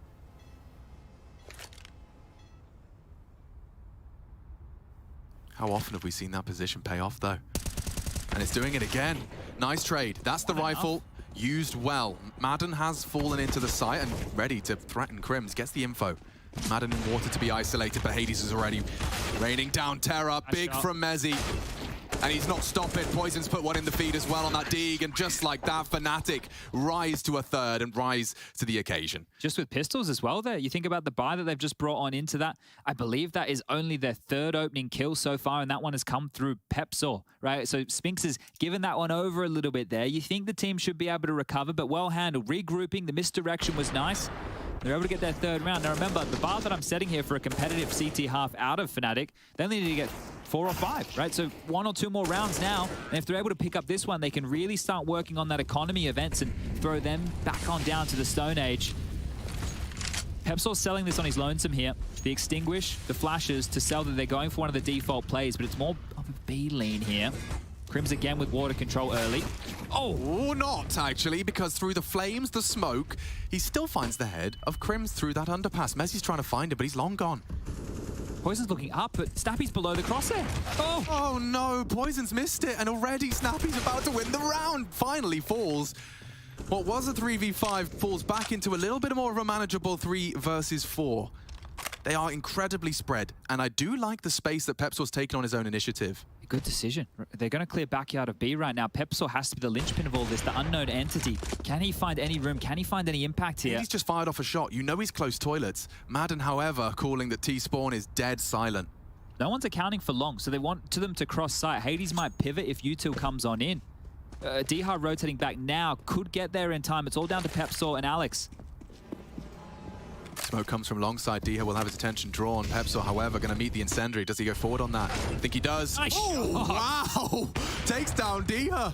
Hades and Sphinx are trapped in the toilets. And there is Messi to cage them. Reveals himself now, but Madden's here as well. They're losing the numbers game here. And Alex doesn't even get a chance to play out the clutch. Well handled in the end. It looked like a gap, but doesn't feel like one. No, that was a good push, right? And I think one of the things that we highlighted that slipped my mind until this very moment was how cheeky against some of the teams ENCE were getting with the pushes. They seemed very unrelenting. They were always taking space. They were just a nuisance. Even when it felt like you had bought respect with really good hard presses of defaults, they'd worm their way in. Lovely shot there. We all fit one of those before, but a big one from Pep. So I'm sure that'll do wonders for the confidence of the kid. Yeah, that gives you the shivers, doesn't it? Nice find. 10 though for ENCE, immediately reminding Fnatic who they're up against. The plant's good, right? The plant is really good here because they can get another buyback in, right? Loss bonus at the moment into the last round of play will be 3,400. If they can plant again, they can stay threatening in these next two. So getting into the site, that's a positive. Crims could have dropped an AWP across, but it looks like he's investing into an AK. So Poison might have to go knocking on Mezzi's door, who's currently got 9k if they want to operate with this. But remember, again, Poison struggling here a little bit, only 2 kills. They do get him the AWP back, and I guess that's the only way you're going to manufacture openings for the Star AWPer if he can have the big green in his hand. So another opportunity now for Poison. Someone's got to give here, though. Yeah, it does. I mean, they haven't been able to break through this gruesome twosome. Sphinx and Hades, more than capable. And again, to be tested, he loves this cross. Finally, he gets punished for it. The Sphinx maneuver cut down early. You don't see that often. Pepsor literally beelined straight towards that position with head tucked. It's almost like a long play where you're getting flashes from your teammates coming and hoping to catch them on a timing, and Sphinx has given up another opening here, so pressure now on Hades. That's an interesting change-up. Taking some initiative here, the kid. The 19-year-old from the academy, not afraid to get in with a bit of aggression now, and 2 openings for him in the last few, one of which has led to success. Can he do it again? Yeah, it's going to be feeling good. See if they can build upon it. Looks like Alex has made a call. Lurk smoke, keep him guessing. Force a rotate, ideally execute into a 3v2. Are they going to leave Pepsor here? Well, they've actually kept Poison quite aggressive long right now, so it still could be smoke and mirrors for a while longer, but back to B we go. Madden on contact could get the first glimpse. Yeah, you can see his responsibility. He can spot you on the shadow, and he has spotted you on the jiggle. Wow, he even goes for a second look. He wasn't happy with what he got the first time. Still alive, crawling. And they're kind of contacting into both sites at the same time. The bomb is on Alex, so if he goes down, he does. And Dihar, with a bit of a massacre, takes one of his own. Snappy's rotating. He's given up A. Hades is still in toilets. The bomb's loose on B. With 20 seconds left, Poison coming in from behind. Snappies need to be prepared for this. There's multiple targets, and Pepsor's good for another. It's going to be hard for Hades to contribute here. Oh, did his tip of the head be spotted? Perhaps he's been heard. Scoped up. They need to plant. He couldn't deny it. Still Pepsor. 3rd in the round for a 4th for Fnatic. Okay, Pepsor. Yeah, you get a smile on your face for that one. Big contributions, opening and closing. Yeah, good stuff. I don't know if the concept... Here it is. Here's the beeline I was talking about. Head down, flash up, away he goes with the opener. So the 2 Pepsor openings onto Sphinx have both netted them rounds here. A little bit unfortunate with the TK going on just there, but not the end of the world, you would think. They're able to claw this one back with a very awkward maneuver, but we've got one more round to play. Don't let the music bait you on in. This one ain't done yet. 11-4 or 10-5 is the score that'll be on the way out the door. Crims forward the boost again. Dihar, you've been caught off once. You've been caught off before, and you caught off again. Mezzi, beautiful shot. Yeah, Fnatic, they're finding some headshots. They are, however, forced to contend with both Hades and Madden. Just on the opening exchange, Hades posts his 15th on that AWP, and the aggression this time cut short. Pepsor, good for it. Well, that is a very, very frag-centric first 20 seconds. He's ready for the duel here, Mezzi. Good, should be good to punish, and just a bit shy of the mark. Pulls a bit more util out. There's not much more left in the bank. He wants to re-smoke Divide up. And Hades just looks like he's in the right place every single time. A second now from this defensive orb. Snappy to be cleared, and oh, he spots him! But Pepsor does not engage. It's Mezzi left alone now. Final round of this half. 5 sounds a whole lot better than 4. But only Mezzi to try and provide it. They group up, playing the numbers game. Might be able to pick apart one, but the AWP is still posted. Smoke will enable a plant, perhaps. Worried about so many different options. Spinks is coming to join him as well.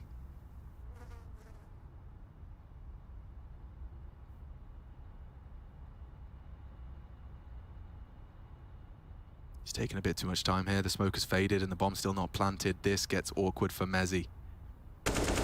Oh my god, he has caught the AWPer, and with a couple of seconds to spare, does he fake, does he hunt? Clears water. Awkward timing. Has to plant now. Timing, spots him, has to hold it. Spinks pushes out, and Mezzi goes for the balls to the wall maneuver. Doesn't pay off. Spinks handles business. ENCE the same. This is Fnatic's pick, and ENCE 11 rounds coming into their T side.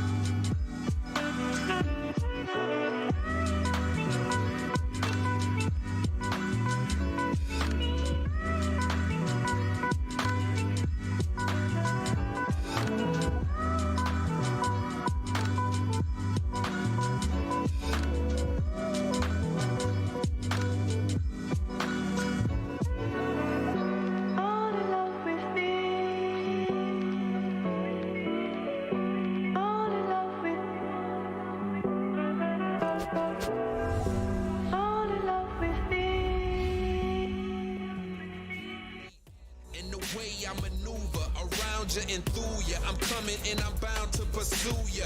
I'm everything that you knew of, plus more. What's in store is I'm about to get to ya.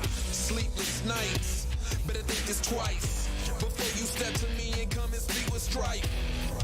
There's a lesson when you reach my life.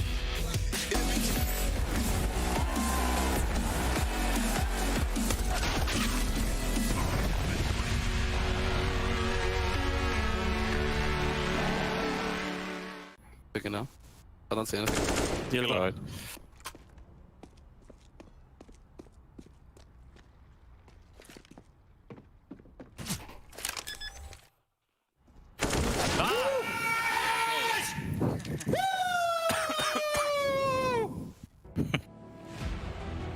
ENCE have definitely struck in our first half of Overpass. Now we get to see if Fnatic can counter-strike.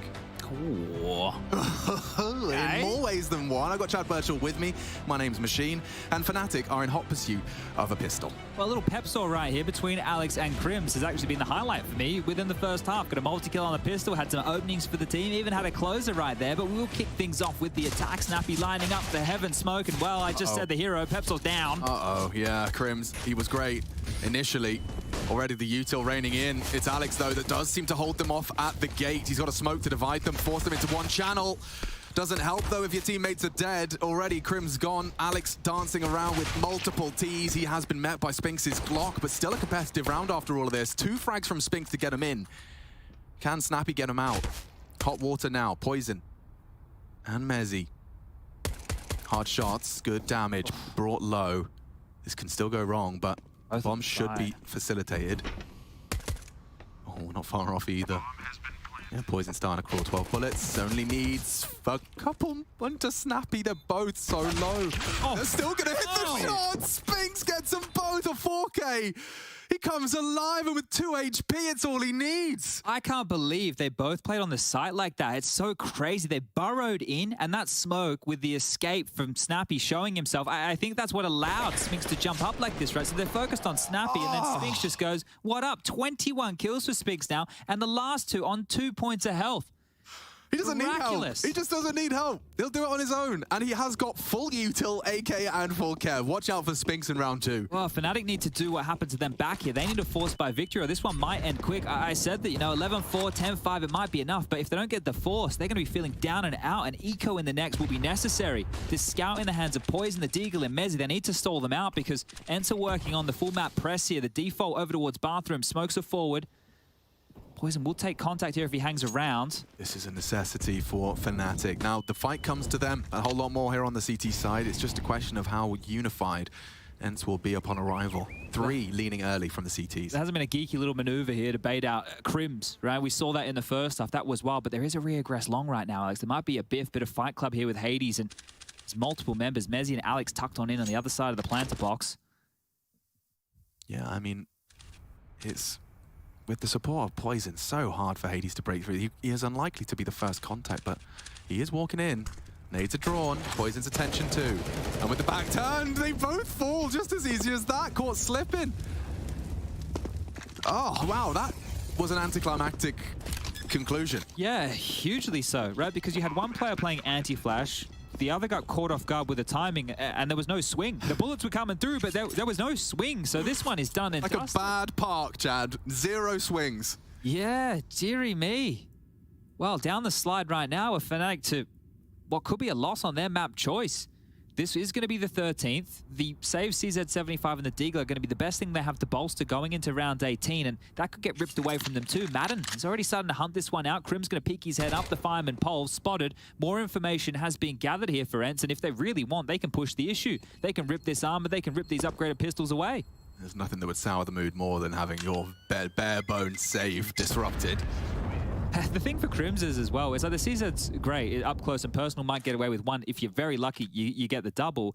But as well, the kill reward for that is $100. So it's not like even if he gets a couple kills, you're not farming a lot of extra cash, and cash is the biggest issue in round 18. They're dropping the smoke. Oh no, we have to see this again. Yeah, where's the... Alex was actually doing graffiti. He had his pen out. He was doing a little tag. Alex was here. Naughty. 2K22. Naughty. What's the fine for that these days? About €100 these days. Okay, he can cover that. He'll be right with that. How's that in pounds? Well, honestly, I think that's about 5,000 GBP. Yeah, they do things a little bit more differently in the UK, don't they? Yeah, you could say that. Differently or worse. Yeah, well, you say potato, I say potato. No, I'm not going to make the joke. Got someone kicked out of a team. We're in the produce aisle right here, everybody.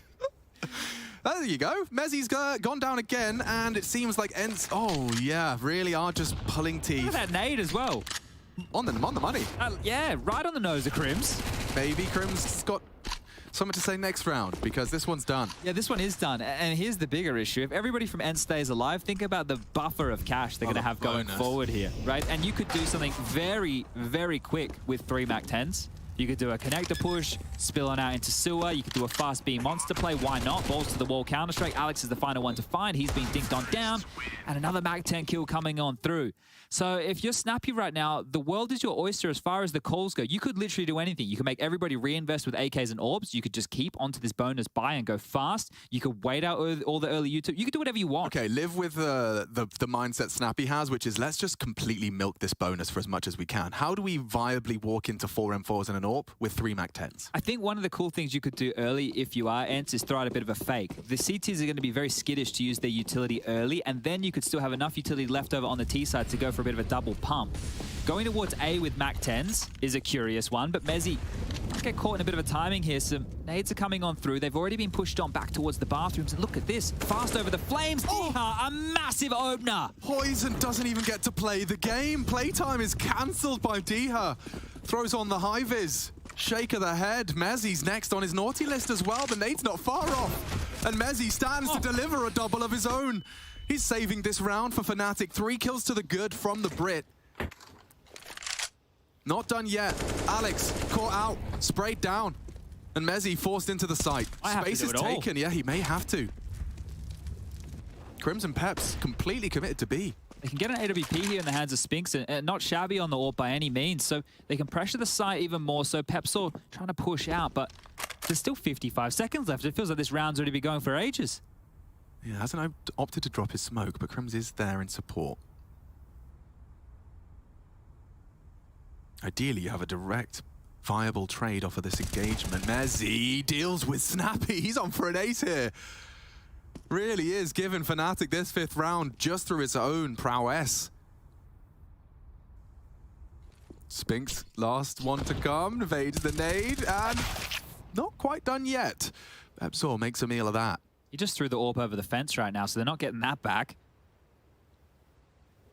Careful, Crim.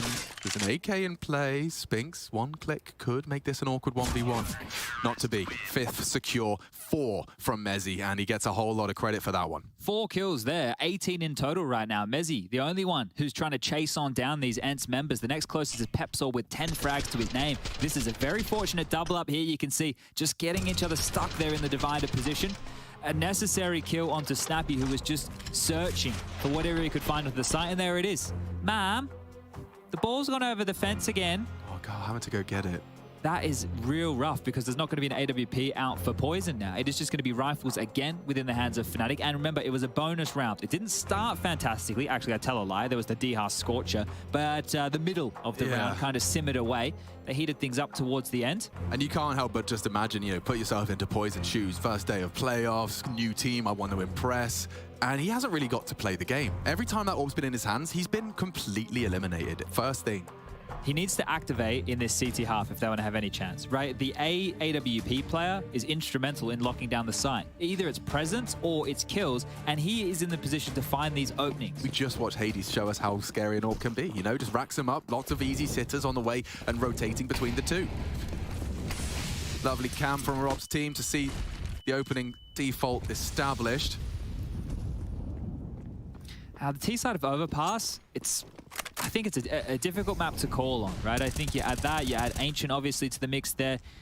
Not the easiest of maps, right? You have to first of all worry about all these aggressive maneuvers from the CTs. They can push long, they can jump up party, they can push towards the fountain, they can play in connector, right? They throw that utility to dissuade you and hold you back within the early stages. Now, ENCE are just operating in a bit of a default spread, right? 3 towards A, they're taking long control first, likely to pivot through upper bathrooms, come back on down. Diha, a big component of this with connector control, and Spinks is actually also over towards sewer, so they have a little bit more real estate than Fnatic might realize. Yeah, but Poison without the AWP, he still has to fill his responsibility of long. So what is it? Is it just cursory jiggles and a smoke? This is one of those context calls, right? If you're Hades, you know that this is a position you get the advantage of. So now, noted, pressure coming, Poison under the pump right here. You can see he's flirting with the idea of that smoke, but doesn't want to throw it too early. But as they throw theirs, surely now, they could come through this. There is flashes. He's anti. Could be punished, though. Even this one. Snappy slinks through. It's up to Mezzi. So blind. Isolated, but alive. Mysteriously, now shut down. Alex alone on the site, and he's gone too. Madden has kicked open the door. The site lost the rotate through. It's Spinks trying to deal with Crims. And he keeps the round, albeit momentarily, interesting. Pepsor's been spotted on the way through, so they know where Crims is. No plant. That's to change. Madden gets it down. Safe side plant there as well, I think. So this one is going to be difficult for Crims to rumble here. Hades and D-Hub both playing bathroom side. Madden can just jump spot this position, and, well, they don't expect him to go around the world. He hasn't. The flash through. I'm going to find Crims, who looks like he just wants to hold on to this M4 now. I don't know if he will. Well, he knows he's known. Kind of sped him up, I reckon. That bit of a bullet boost. Can't swing here, can he? Nope, and I'm not sure he gets much more. Nice find in terms of survival. One behind and one from toilets. So they're locking him in. He's going to have to fight his way out. It'd be great to take Hades and force a rebuy, but it's unlikely. And yeah, D-Hub will make sure of that. Okay, well, just one more round now needed from ENCE, right? The lack of AWP and the fact that ENCE is just going to punish the longest corridor on the map immediately off the back of that. Great calling from Snappy here to try and close this down. And look, it's not even the kill. You can see that they pick up the pace here. They're not worried about a repeat from a rifle. That utility comes in. You could see Poison playing anti-flash, but Snappy was ahead. Didn't predict perfectly their Poison, and now just down to a broken brittle buy. MP9's 3 of which a Deagle and a Scout in play for the final round here. Round number 21 should be all she wrote for Overpass. Nuke up next. That's going to be interesting. CT start for Poison's Fnatic. been known to pop off. That would be maybe where he can kind of get his wings back. A real nasty state of affairs for them in their opener, though. This is... I suppose maybe this is an extension of what they were talking about on the desk. You know, my question to Janko and Kassad is how much does the fact that they didn't get to pick into their comfort, the fact that we ended up on Overpass, lead to a surprise result like this? Is their map pool that susceptible to a ban? I would say, you know, since Poison is still relatively new and Pepso's here from the Academy team, I think that they are just working on bare bones. You also have the RMR coming up around the corner, so for them, they're going into best of ones. They might need to have a bit of a stronger map pool. Well, it doesn't get worse than that for Pepsor. You eat one flash, completely white screen as your playtime is cancelled. Oh, little bit of a cheeky ankle there, and they do bait and switch, but it needs some SMGs there. D are a very wild spray. Alex doesn't get much more than one. Ezzy could try and rumble this. Yeah, I mean, he'll give it his best shot. Bomb's already going down. Oh, Madden's already flanking, so... I'm afraid, folks, this is all she wrote for Overpass. Fnatic's attempt at a pick. And ENCE, a team that really did do damage to get here to the playoffs, have managed to maintain that form here in their opening affair. Really looking scary. Poison quite the opposite, goes down 16-5. Quite the hefty lead for ENCE so far. Yeah, beautiful stuff. This is a dominant victory on their opponent's map choice. With Nuke up next, this is a series now that if you are ENCE, you're going to want to close out as quick as you like. Now, I do believe on the sidelines, Heku will be looking for an interview with one of the ENCE players post-map 1. Yeah, I was trying to get D-Hub, but he's like kind of he's like saying no. He's doing like the banjo thing, like when he's like, please no, please no. Snappy. Madam, we can do it. Come on, take over the mask. Take over the mask. It'll be like really quick. I'll let you go like really quick. Congratulations. One step closer to the quarterfinals. Yeah. We know that you actually played against Fnatic not so long ago, because I mean, like 1 week and a half ago, in something that Snappy would say, in a qualifier for a qualifier, we're just basically reusing the strats that you prepared back then, so you didn't feel like the pressure of being not prepared for this. I mean, we played Mirage against them in the open qualifier, so like it's a decider in this best of 3. We didn't play Overpass against them, but we did like anti-strat as we usually do, which pretty much worked. We knew kind of all the time what they do, so yeah, it was pretty good. Thank you very much. Then I'll wish you good luck on Nuke. Thank you.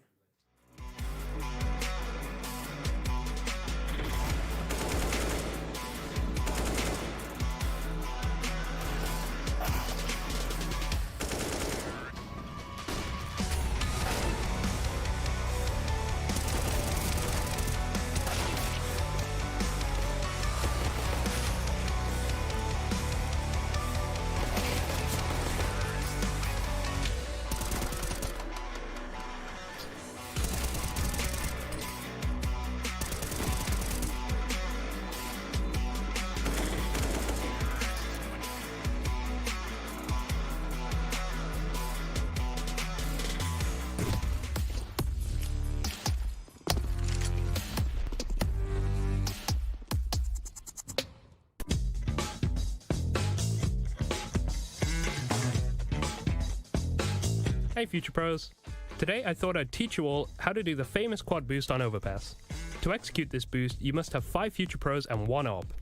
Future Pro number 1, you have the easy job. All you have to do is run and stand in this spot. Future Pro number 2, you will have to jump onto the head of Future Pro 1 by jumping from the railing. Future Pro number 3, now that Future Pro 2 is nice and situated, you can now jump onto their head by also jumping from the railing. This is higher than 2 people, so you'll be sliding when you jump onto their heads. Make sure you are sliding into the wall and try not to slip off. Future Pro number 4, your job is to get Future Pro 5 on top of everybody else's head.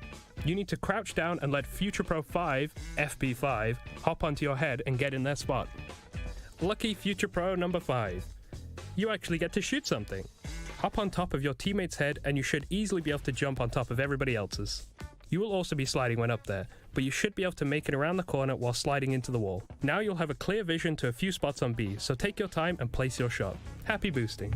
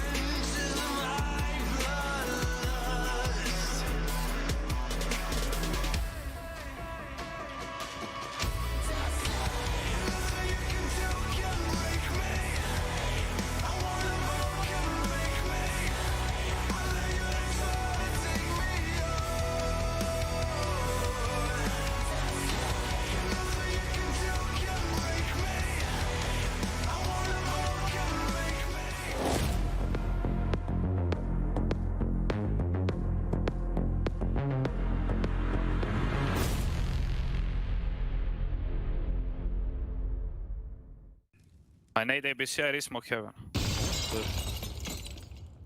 Coming, short clear. I don't see heaven. I see heaven. Back up. CT. I don't see backup. Maybe behind. He's CT. Not out. Nice. Not bad. Well, if we're looking to make a case of conviction, it's ENCE that do just that. And wow, they make it look good. Over there on Overpass, they call it, and that's where you're going to find Kassad and Yanko and myself disgusting in some ways. Yeah, but more so that was disgusting on this map. Yeah, those damn chickens at the end. Even by the sound of the team comms, it seemed like it was a walk in the park for ENCE, or rather a walk in the playground. Yeah. Considering the map we just played. One would say. One-way traffic. Or we can all just talk over each other. That's we could try it. I think let's try it right now. So if we just talk over a little bit. No, but in all seriousness here, ENCE, they look hot to trot. Crims gets a couple openers here and there, but really doesn't really come together. No, definitely. I mean, look at the first half. When you're running, obviously they talked about they didn't have enough practice and everything like that. So running a complete default-based, T side really didn't give them much. You want to rely on the opening kills there. You want to rely on getting some space. The protocols are not like you're used to, when you're a well-practiced team, and it cost them at the end. They got like only 4 rounds total, and they even won the pistol, and there was a falling round number 2. They lost in a very specific way, I would say. Yeah, they did, but I think there was more to that round that maybe meets the eye, and I think that was the problem for Fnatic in this series. I think the game could have been much closer had they not lost all the crucial rounds, like all the reset rounds, all the other rounds. You can see here, right, it's round number 2, and Snap is, you know, jumping here, so that makes Crims think they're trying to triple boost. You can see where his crosshair is, like that's where the triple boost would come in, but I think they're just baiting him. They're making noise, like kind of that they want to boost so that Madden can push silent. You can see that Crims wasn't even looking at him. That one kill doesn't mean as much as the fact that they had a lot of information. So Fnatic in the end decides to go back to B. The call, though, is, you know, probably to get the element of surprise. They don't want to use their nades. You can still see they have like 3 smokes there, 3 flashes, an HE. Instead, after they got blocked in Monster by the smoke from Diha, Alex just adjusted and said, okay, let's just go short. And they just try to peek them. But Hades is on heaven with the scout, right? They don't use any of the smokes for that or for mid-site or something along those lines. And they just get decimated by the crossfires from ENCE. And that's how you lose Casada, flawless second round. Interestingly enough, when the smoke dropped in Monster, it was 47 seconds left. So after that smoke phase, it's like 30 seconds left, so you can actually execute anything you like. They decided to go for a contact play, didn't really pan out, and it was flawless, like you said. They did win another eco after that, Fnatic did in the middle of that half, but it was not enough. Like I said, the default-based Counter-Strike didn't really, that plan didn't work for them on this half. Yeah, they won it, and then what happened the following round? Trace, round number 8, 6? I don't know what I picked. It was one of those rounds. The round that I picked. 12. Oh, yeah. Run that. Yeah, so what happened then? So they had a man advantage 5v4. They want to go B. It's basically a 4v2 after these two trades. At this point, it's 4v2, right? But you can see how they're a little bit like disconnected, disjointed. Hades takes advantage of that. He knows that they probably don't expect him to be in the same position in barrels. Then Crims peaks before the mid-side smoke pops, right? He dies to the guy from heaven. This is great movement from Hades, right? Goes around the pillar, and Hades and Swings just make it look easy in a 2v4 situation. Another reset round, and these kept adding up. The mistake right here was the people from Monster not coming out with Alex. Alex was pushing forward almost to the barrels, and nobody was following it. 2 people stayed around the smoke or behind the smoke. They even had the short people on the short, right? Yeah, Crims was on short. Yeah, and they had secured almost all of the site. Instead of just coming up, they just died one at a time.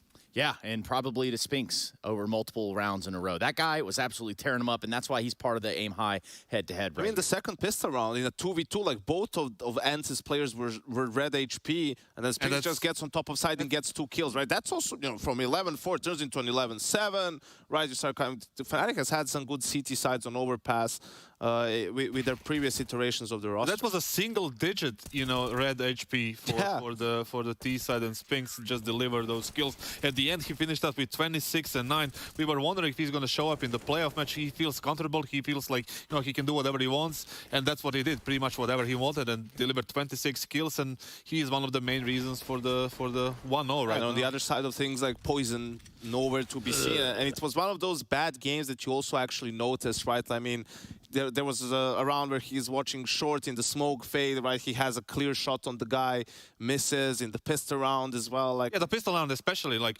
he was like shooting at the guy with 20, 30 HP. He was shooting at 9, 10 bullets right there, and just not going for him at all. Yeah. Just not connecting, and it just, you know, doesn't work. Yeah, you got to watch out for them 100 million, trillion, billions right there. They're all over the place. Hey, for us, we would talk about Nuke. Turns out we would rather just watch Nuke. It's going to be the second map of the series, and if it's anything like the first, Fnatic, has anybody seen them? Because I haven't. They're not here yet. They're not in the building. You just lost your map pick, and you're going into somewhere probably not as comfortable territory. You're watching ESL Pro League playoffs, baby.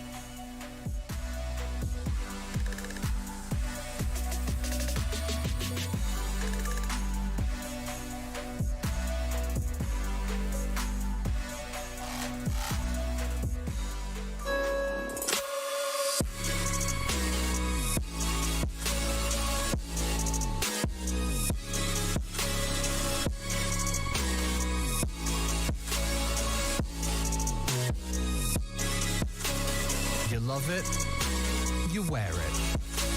What's your style? Get your merch at shop.eslgaming.com.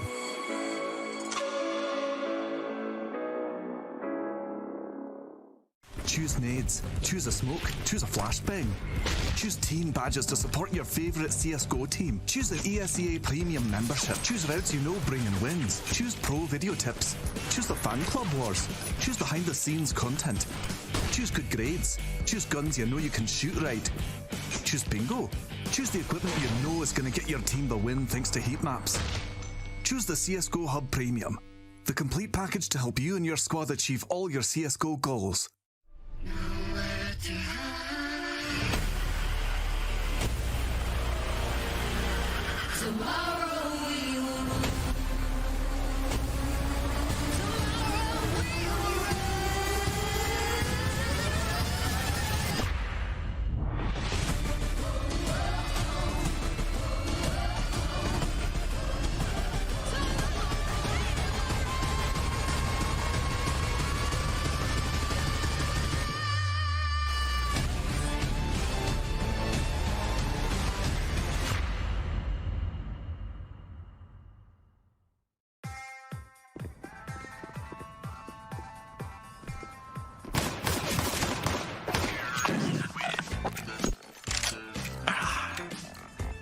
I have no chance. Master of Dualies, I swear. Playing the headshot angle, tryharding, I swear. I'm not losing.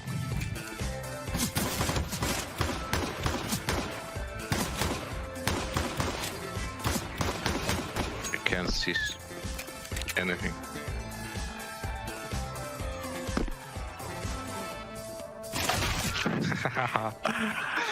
I knew you were there, but...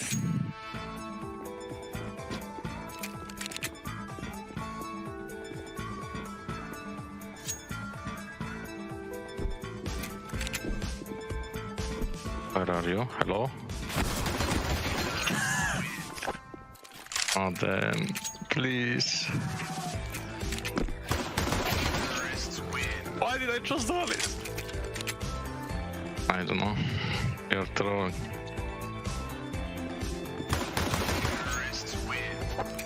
Not today, man, not today.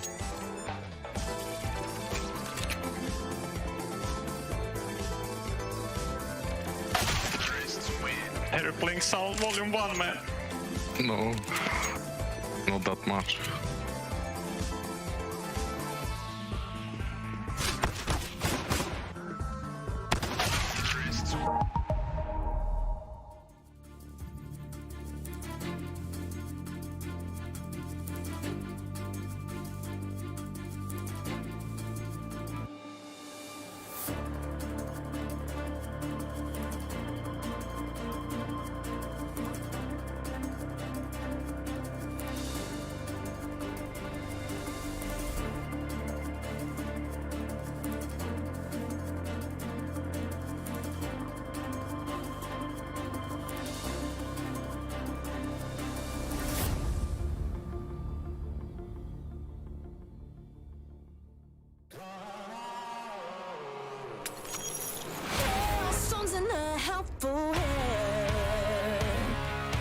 Broken bones and a bloodstained flag. Open road and nomadic plans.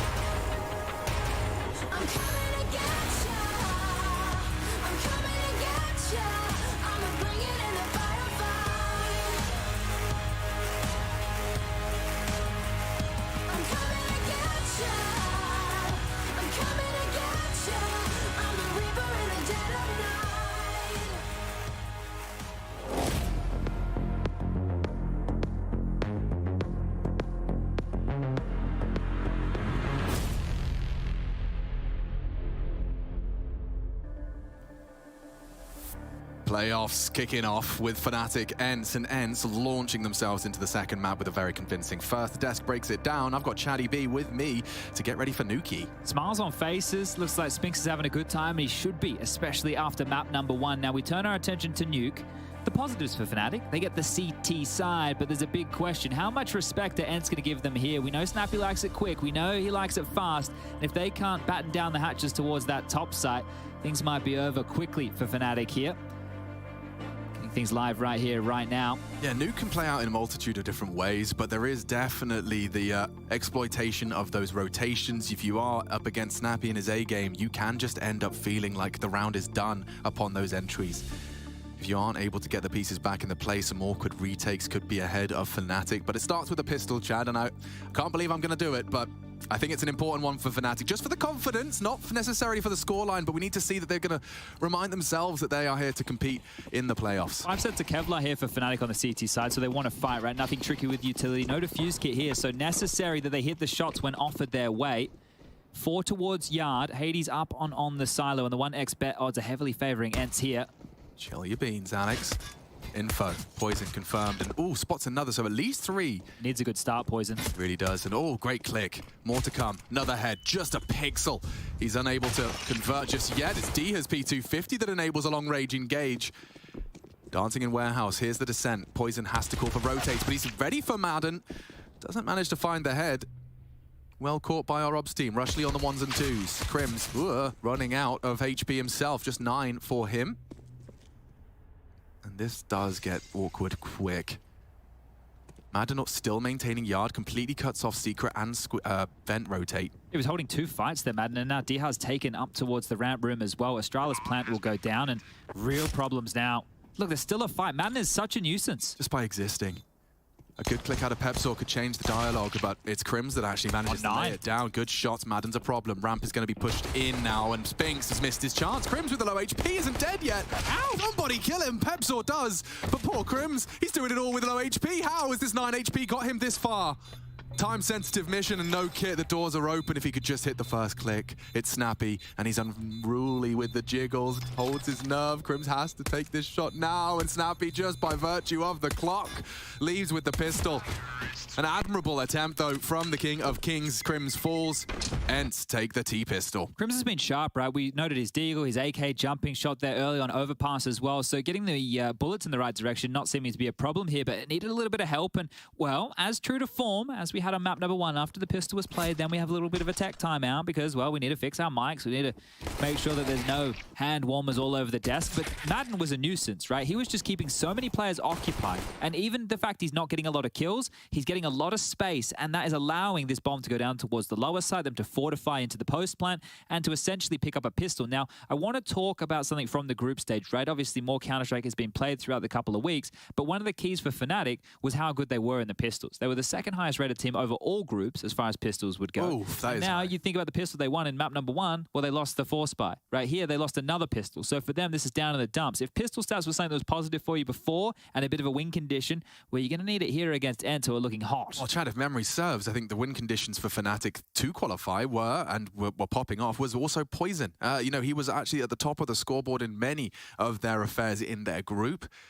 And Overpass, he was somewhat of an absence. Yeah, and this is the thing. As the Heaven AWP rotator, right, he has an instrumental role to play within this CT half here. He needs to be feeling it to go for certain fights, to take certain jewels, needs to lock down key real estate on the map. And he's going to be gifted a scout again. This has happened on both maps now. They've gotten in his hands. But fast ramp, here we go. Yeah, some pace to this.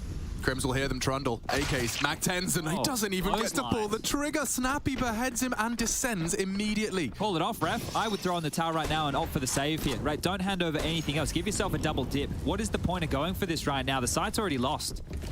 Yeah, Mezzi's looking like he's heard the similar call. Wow, that is... That's somewhat of an ENCE specialty, I But that's suppose. what I'm talking about, right? If Fnatic cannot stop that, if they cannot stop... I know it's a 4-spy round, right? But if you can't stop that on the gun round, Snappy loves a good top rush. He'll do it with Tech 9s, he'll do it with Mac 10s, do it with bloody AKs. They don't care, right? If ENCE can play the disrespectful nuke that Snappy likes, they're going to steamroll over you with momentum. And you know, we talk about context calls. What he's just laid there is a groundwork. Snappy did not choose to charge into the top side. He's made you get concerned about ramp. You just lost a round due to a quick exploitation of ramp. But that pace can come in many different ways. You can be swinging in, pincering into top side, committing through ramp again. But the CTs now have already got that one in the back of their mind. Ramp was open for business when ENCE wanted it. It's a very solid sign that they called it off and went for the save with what they had invested. This is the opener and the closer of the round, and it's a beautiful shot there from Snappy. Just mobilized you like, because Crims has an equally strong weapon to be part of this here, but no head armor to stop that headshot coming on through. And the smiles, they continue to ring on out.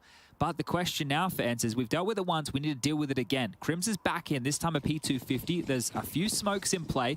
Do ENCE operate with pace again? It's looking likely. Could be. Yeah, nading off the door, flashes through the skylights. It's going towards the vents this time. Straight down. Hades there with him. And that was a little bit of a chance. Alex had the duel on Spinks, but they were already down low. So if we're not going to go through ramp and not going to go through secret, we'll go through the vent. Another way to lower here to the quick delivery of the bomb. This one's going to get planted. And again, you would question Fnatic, well, going for this, is it just about damage? Do we rip some rifles out of the hands, or ideally to give it a crack? With the absence of the kit and the weapon discrepancy, you gotta assume the former. Oh, towards lobby, Crims does go down. Madden is going to be a very pesky lurk. They've even got Spinks in T-spawn. Mezzi's not going to be accounting for that. He did catch him, so that's an AK if he can get to it. Pepsor won't have any luck, and yeah, good luck getting to that AK. Madden is going to be standing ready. Mezzi flashes himself, and he needs that one bang. Not going to happen. Madden's good for it. And so are ENCE. That 3-0 start. Not bad for a T start. If anything, they're already halfway there. Yeah, this is beautiful stuff. And now this is where that punishment, that conditioning done with the faster plays can still bite you in the ass here. If you're snappy and you want to call something quick towards the top site, you can, right? Blow open Squeaky Door again. You could go for a full-on attack towards the upper site. They have gone for 5 rifles here, so no Hades AWP within the early stages of this, but the same can't be said for Fnatic. Poison's been able to get his in hands on the first gun round. This could be important as towards Yard we go. Dihar looking for a battle against Alex, who's tucked into secret. Oh, Dihar! Sorry, excuse me, Alex does manage to get down there. It was Dihar that did the damage there. But at least he can maintain secret presence. That may disrupt the call. Poison's searching already here. He won't be able to contribute behind the wall of smoke, so focused on their return to lobby. How diligent is Hades here on the jiggles? Oh, not enough. Gets away with his life. Lucky to be alive there. Spinks maybe has the element of surprise through this ladder descent from T-roof. This is really going to slow them down. Pepsor can't cross too far. Spinks get cleared. Him. Oh, Pepsor may not have known. D has parked in warehouse at the same time. This is pretty great from ENCE if they can find an opening. And the pre-fire, the spray. Pepsor just whittled away. Mezzi has to step up, deliver. Knocks one out of the park, requires more. And they're off. Heard this. And catches one on the way out. Maiden gone. That's big. M4 to play with as well. Pressure on Alex up heaven here. He's considering it. Oh, and just like that, a free frag and the bomb. Snappy caught out. An uncharacteristic maneuver has left ENCE scratching their head. What are you supposed to do with this? It favors Fnatic so heavily. Just like that, that frag alone. They have to go A with the time, don't they? He's going to go loud. Alex hidden, Mezzi fragging. And Spinks just left wondering what he can do with this scenario. The very best would be keep hold of that AK-47. Okay, that one did fall apart, right? And I think right there, the information that the AWP was in Squeaky, right? They also took a duel with the player from Mezzi, who was also in Squeaky room, and you assume that somebody had to be towards lower. So going up heaven, if the AWP was up heaven, right? If he misses that shot, you're up, you're in, right? So not expecting there to be Alex roosting. And Alex was the one who took a lot of damage early out towards secret, right? The early exchange there. He's re-pivoted around. He went back lower, up towards ramp, and then during the mid-round has made his way up heaven and won out the round with this kill here alone. So great stuff, good maneuvering from Fnatic, and they've got themselves on the board here with the CT side. Hades will equip the AWP now as we get back into the rifle rounds. Right, big round. Time to see if Fnatic can really lay it down. Cross smoke and a boosted AWP. Poison going to get a chance on this. Doesn't let it slip. Nice shot. Exactly what the AWP needs to provide in Yard. Safe about this as well. That little jump just to make sure he could bait out a shot if anybody is top silo. Hades now, he knows what the task is towards this outside position, and without a smoke wall, Poison has a chance to find some more, and look at that nade. Nuclear damage to Spinks down to 36. He's the walking wounded for the remainder of round number 5. Things are starting to get a little bit more difficult for ENCE. They need to manufacture an opening somewhere. I think, yeah, Hades' smoke was a part of that. There's a wall of smokes around it. It's a fake, though. Alex is going to be able to call this out. He's already in the secret position. They can keep the top side locked on down with 2. So Poison should be getting a move on then. And Alex can also be there through main in no time. Tops for ramp. It's going to be top. Mezzi and Pepsor. Big test for them here. Flash could be great. Flash could be brilliant. Forces him to turn and to strike, but Madden's good for it. Deals with Mezzi. It's Poison's rotate that does net them a good advantage, and he builds upon it. Bomb lost. Likely the round as well. Only Hades in that heart and swung on for a third on Poison's AWP. Make it 4. Yeah, we wanted to see him. Here he is. A huge round from him. And there's the impact that your AWPer can find rotating around. You saw him everywhere, out towards yard, helping out ramp, then back up the ladder, locking down that top site. I think Alex was the one that alerted them that it was going to be the top play, right? He was able to get the information up secret. Here's the opener, just through the edge there of the warehouse box. And that meant that they knew it was not yard. He also peered in from main, got the opening as they were trying to creep on into that top site, and then Poison activates. They're not looking his direction. The pistols come out here. ENCE, do we get a little pocket straight out of you here early? Maybe a top explode late. They've thrown some yard smokes. They're nading open Squeaky, and here they come. Another big test for the top side hold. Just unloads his mag. Mezzi, 1 frag. Pepzor 2. Nothing for ENCE in this one. And lots of investment as well.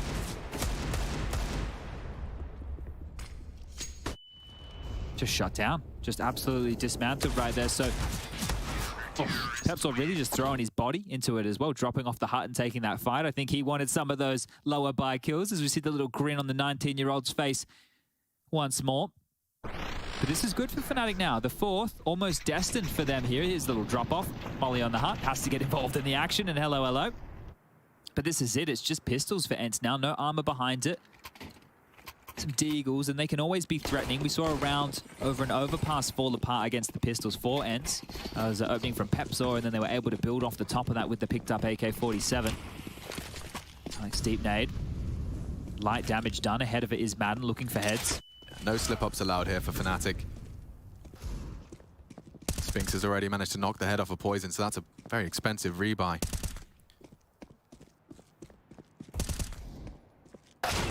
Oh, and another one. Snappy was just ready on the fade, and Alex caught moving a little too much.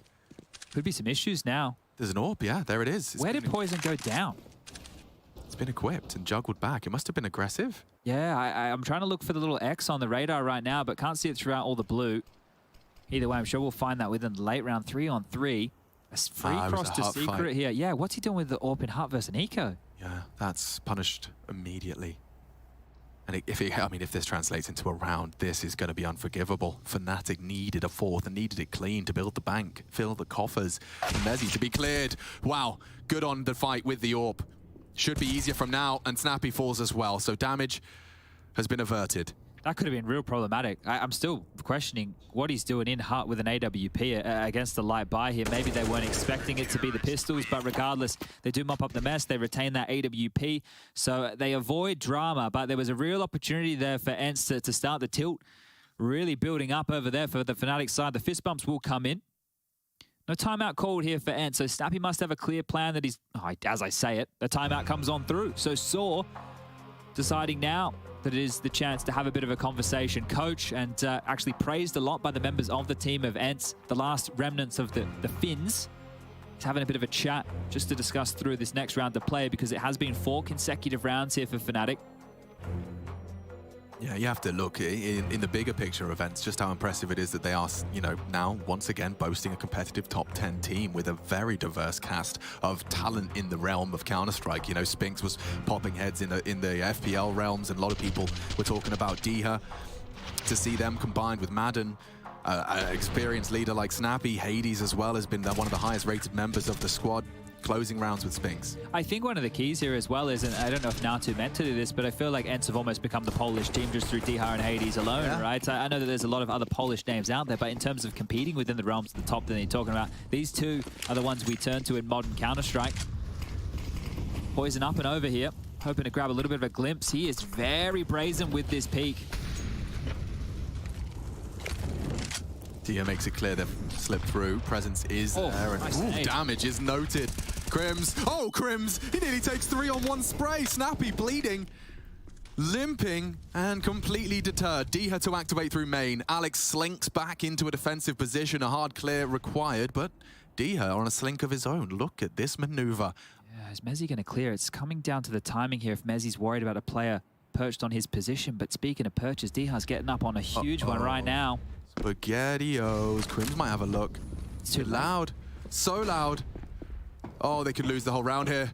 There's multiple targets on his screen. Diha just has to hold his nerve. Find the first element of surprise, and now attention drawn. Alex has got to look at both directions. Does manage to find safe haven. Repels Hades, puts the bomb on the floor. And with Snappy gone, it is just Diha. Well handled from Fnatic, but the round's not done. And what are you doing? Poison flies up the ladder with a no-scope, and it should be done. And it is. You don't see those fights all too often, tracking a falling T. Wow, okay, that one almost got out of control there, but Crim's movement was so erratic, I don't think Diha thought he could take a moment, because Crims was everywhere, outside clearing, up the ladder, just constantly peeking around.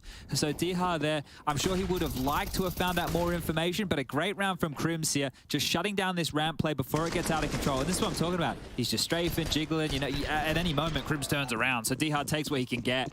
Yeah, you have to. I found a new appreciation for the intricacies of the player movements when you watch how hard it is to track them. You know, they're constantly playing around with the Z-axis as well. Nade up. Nice deep one there. Should do a little bit. Lick of damage. I'm going to check in on util damage as well. Not normally a nuke specialty, but chip damage done. It's actually Crims leading the way. They're going to be across here, down secret with 4. Now responding to this in the lower site is Alex. Set on up over towards single door. Oh, he's coming forward. Okay.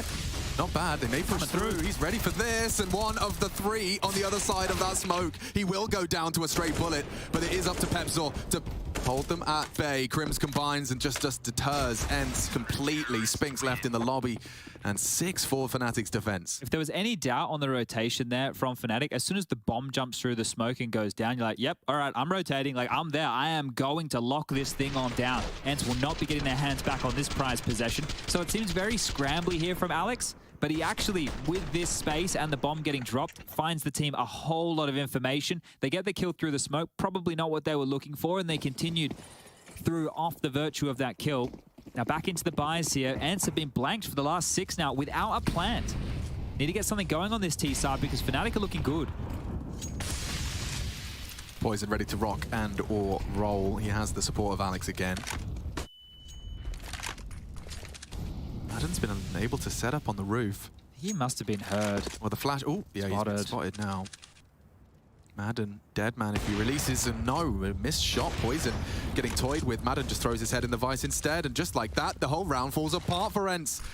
Yard push, double spray, Hades in the hut, wondering where it went wrong. Mezzi ready for the swing if he's required. And 2 bomb box here, beautiful swing from Mezzi there, and a knife in the smoke from Alex, so in the wound, just appears from nowhere, and 2 stabs.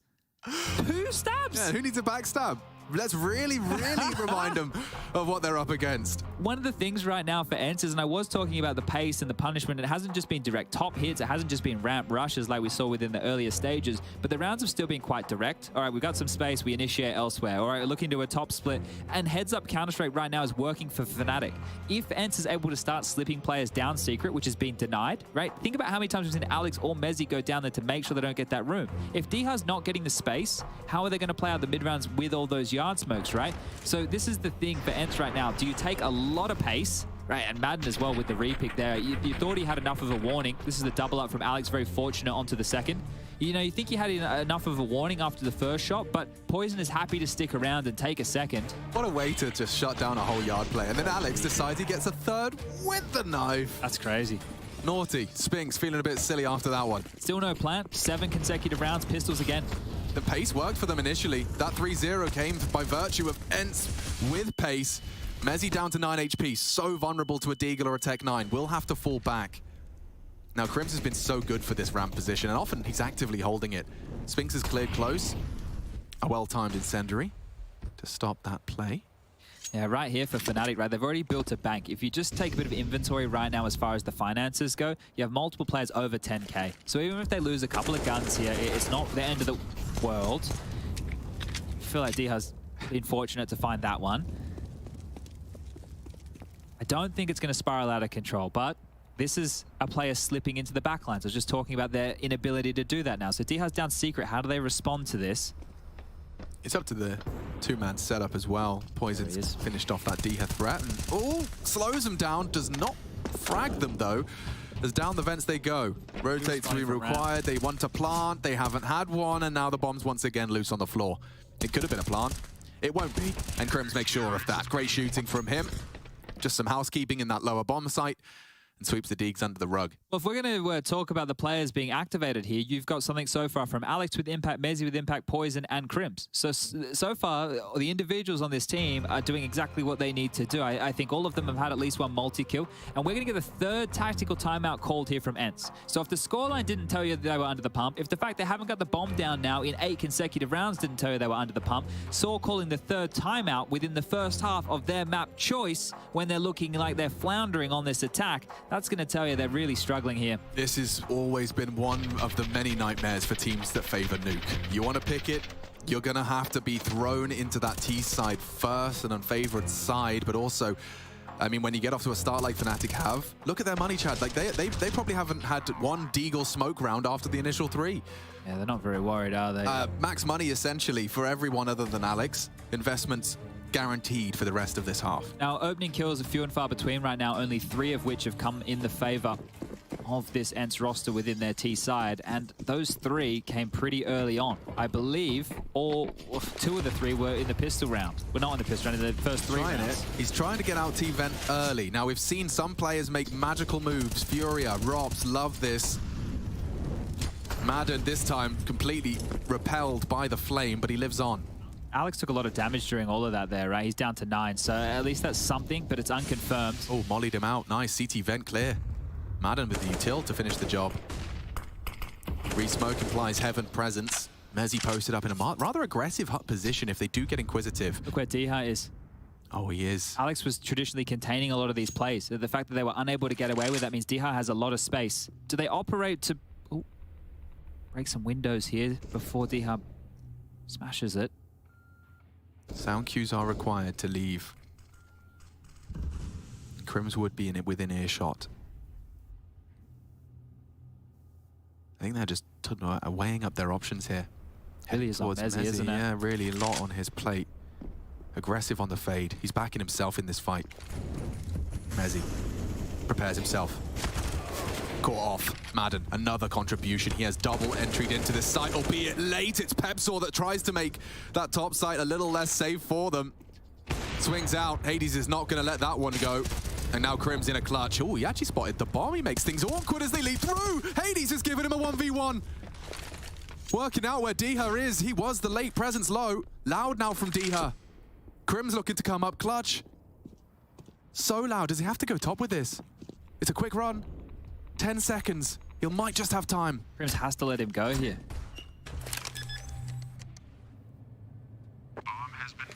Diha trying to piece this together. Smoke and a mantle. Prepared for any of the engagements. Crims has opted for a good one, though. That smoke is pretty telling, though, that he might jump on up. Just the Deagle. He has an M4. He wants the one bang. And that's his chance. Just like that. Crims makes him look silly. Ends every advantage, but the 1v3 from Crims secures 9 as they extend their lead at the half. Oh, that is massive work right there. And that smoke, they've been dropping it quite consistently to use it as a one-way, jump up the box onto the railing, right? So I think when you hear that smoke, you have a decent idea of what Diha is operating with. And just to talk through the thought process of Diha here, this one here from Hades, this is very rushed. I don't know how he's not expecting the swing. Maybe the silenced M4, they weren't certain where the shots were coming from. I don't know. Miscommunication there late, maybe. But the balls on this guy to just keep the sidearm out. Yeah. Didn't want to reload, didn't want to give a sound cue. He'd done the dirty work with the M4, a lovely double in the end. Well, they get the bomb down, right? So yeah, there's a change up. The guns come back out at least, and the peek on in. Madden goes down. Mezzi gets 2. Round done? Come on now, they've got to do more than that. Diha's burning. Hades does actually feel the wrath of Diha as he puts one of his teammates down. This is looking like it could be 10 consecutive rounds right here. Massive stuff from Fnatic as Snappy looks to take some space. Poison's going to address the potential for a lower site plant. And there's still so much time here. This is where you really don't want to be seeing Fnatic overcook it. 2 descending now. They know they've given up ramp space. There's a smoke on Diha, so they can go down and smoke off windows, double door, or single, right? It just depends on what type of plant they're looking for. They have no molly for the stairwell, and Poison is committed. Oh, this could. One quick AK frag. He got spotted. He has been spotted. Chooses to re-peek, takes a pot shot. They know it's the orb. Door open. Missed shot.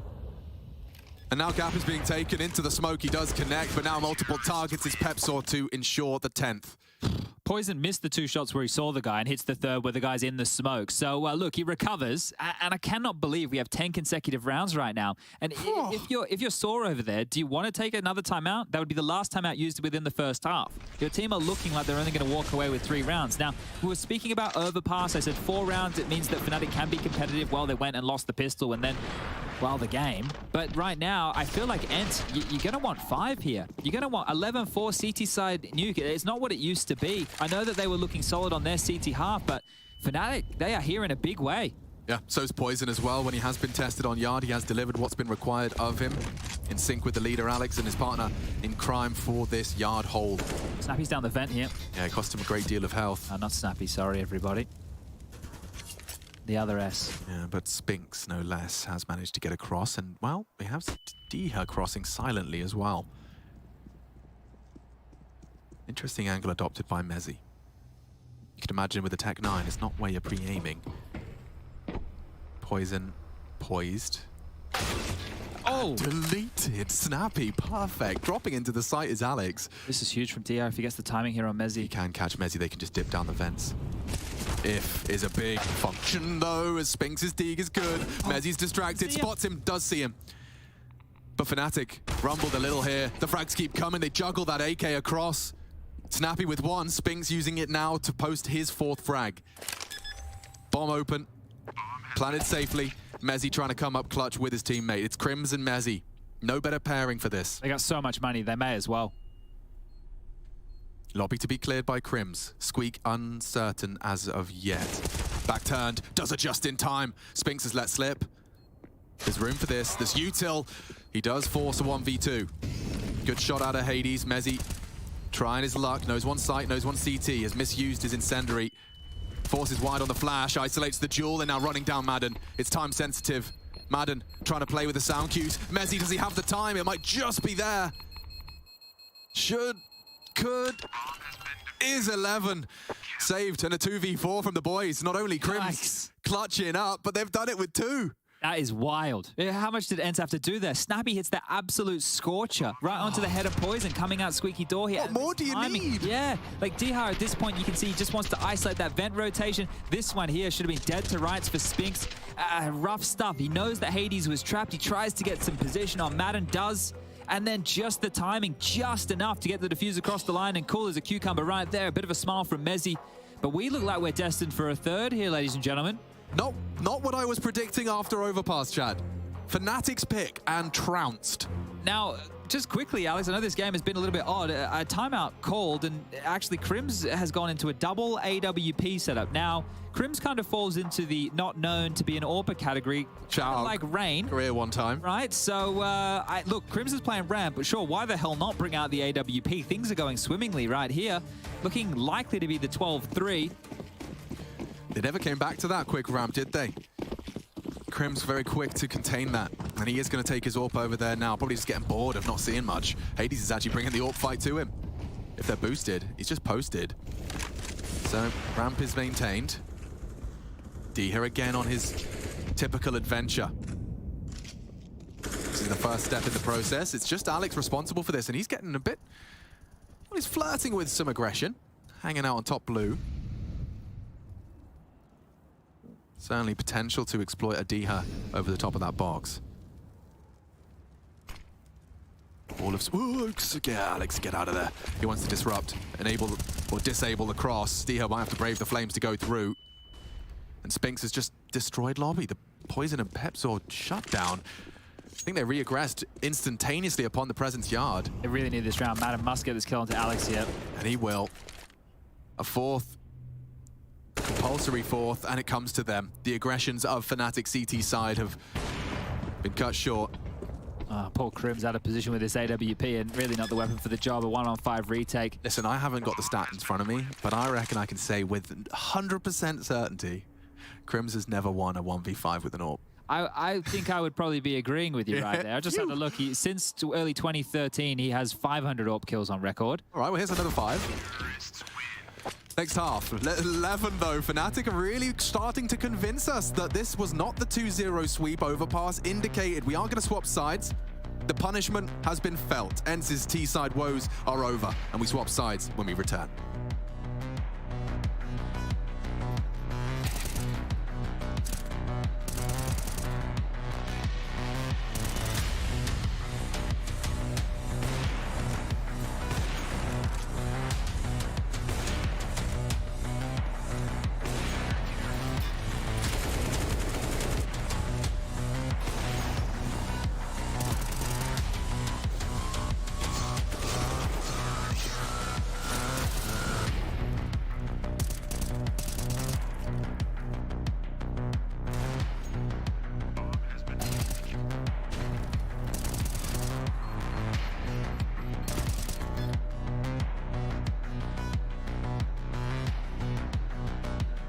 Yeah, top main. I'm holding him. Just play double sight. He's still top main. Yeah. Okay, I'll give you a smoke. I'm hiding. Yep. Main dead. Nice. 2. Could be outdoor. Smoking door. In the smoke, I hit him, I think. Trying to walk out. I don't see outside. Could be main. Dead door. I mean hurt. Important.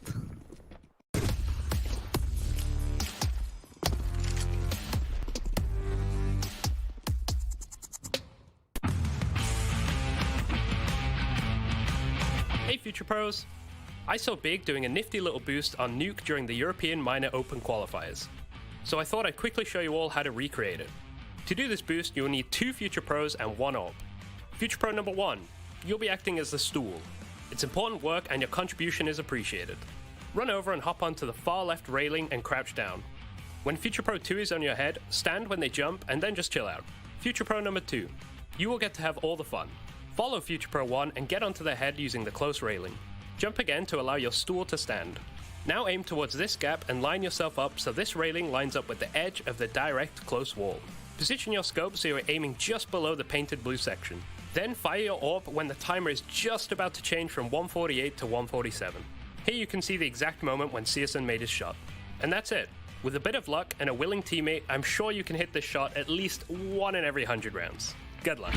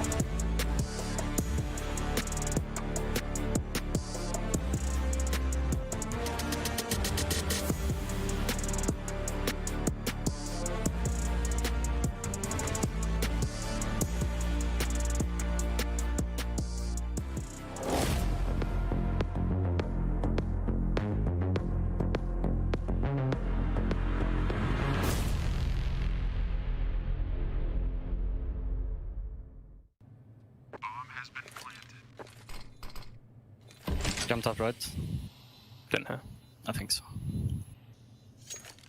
It's gonna be awkward now that I can't reload. Windows is open.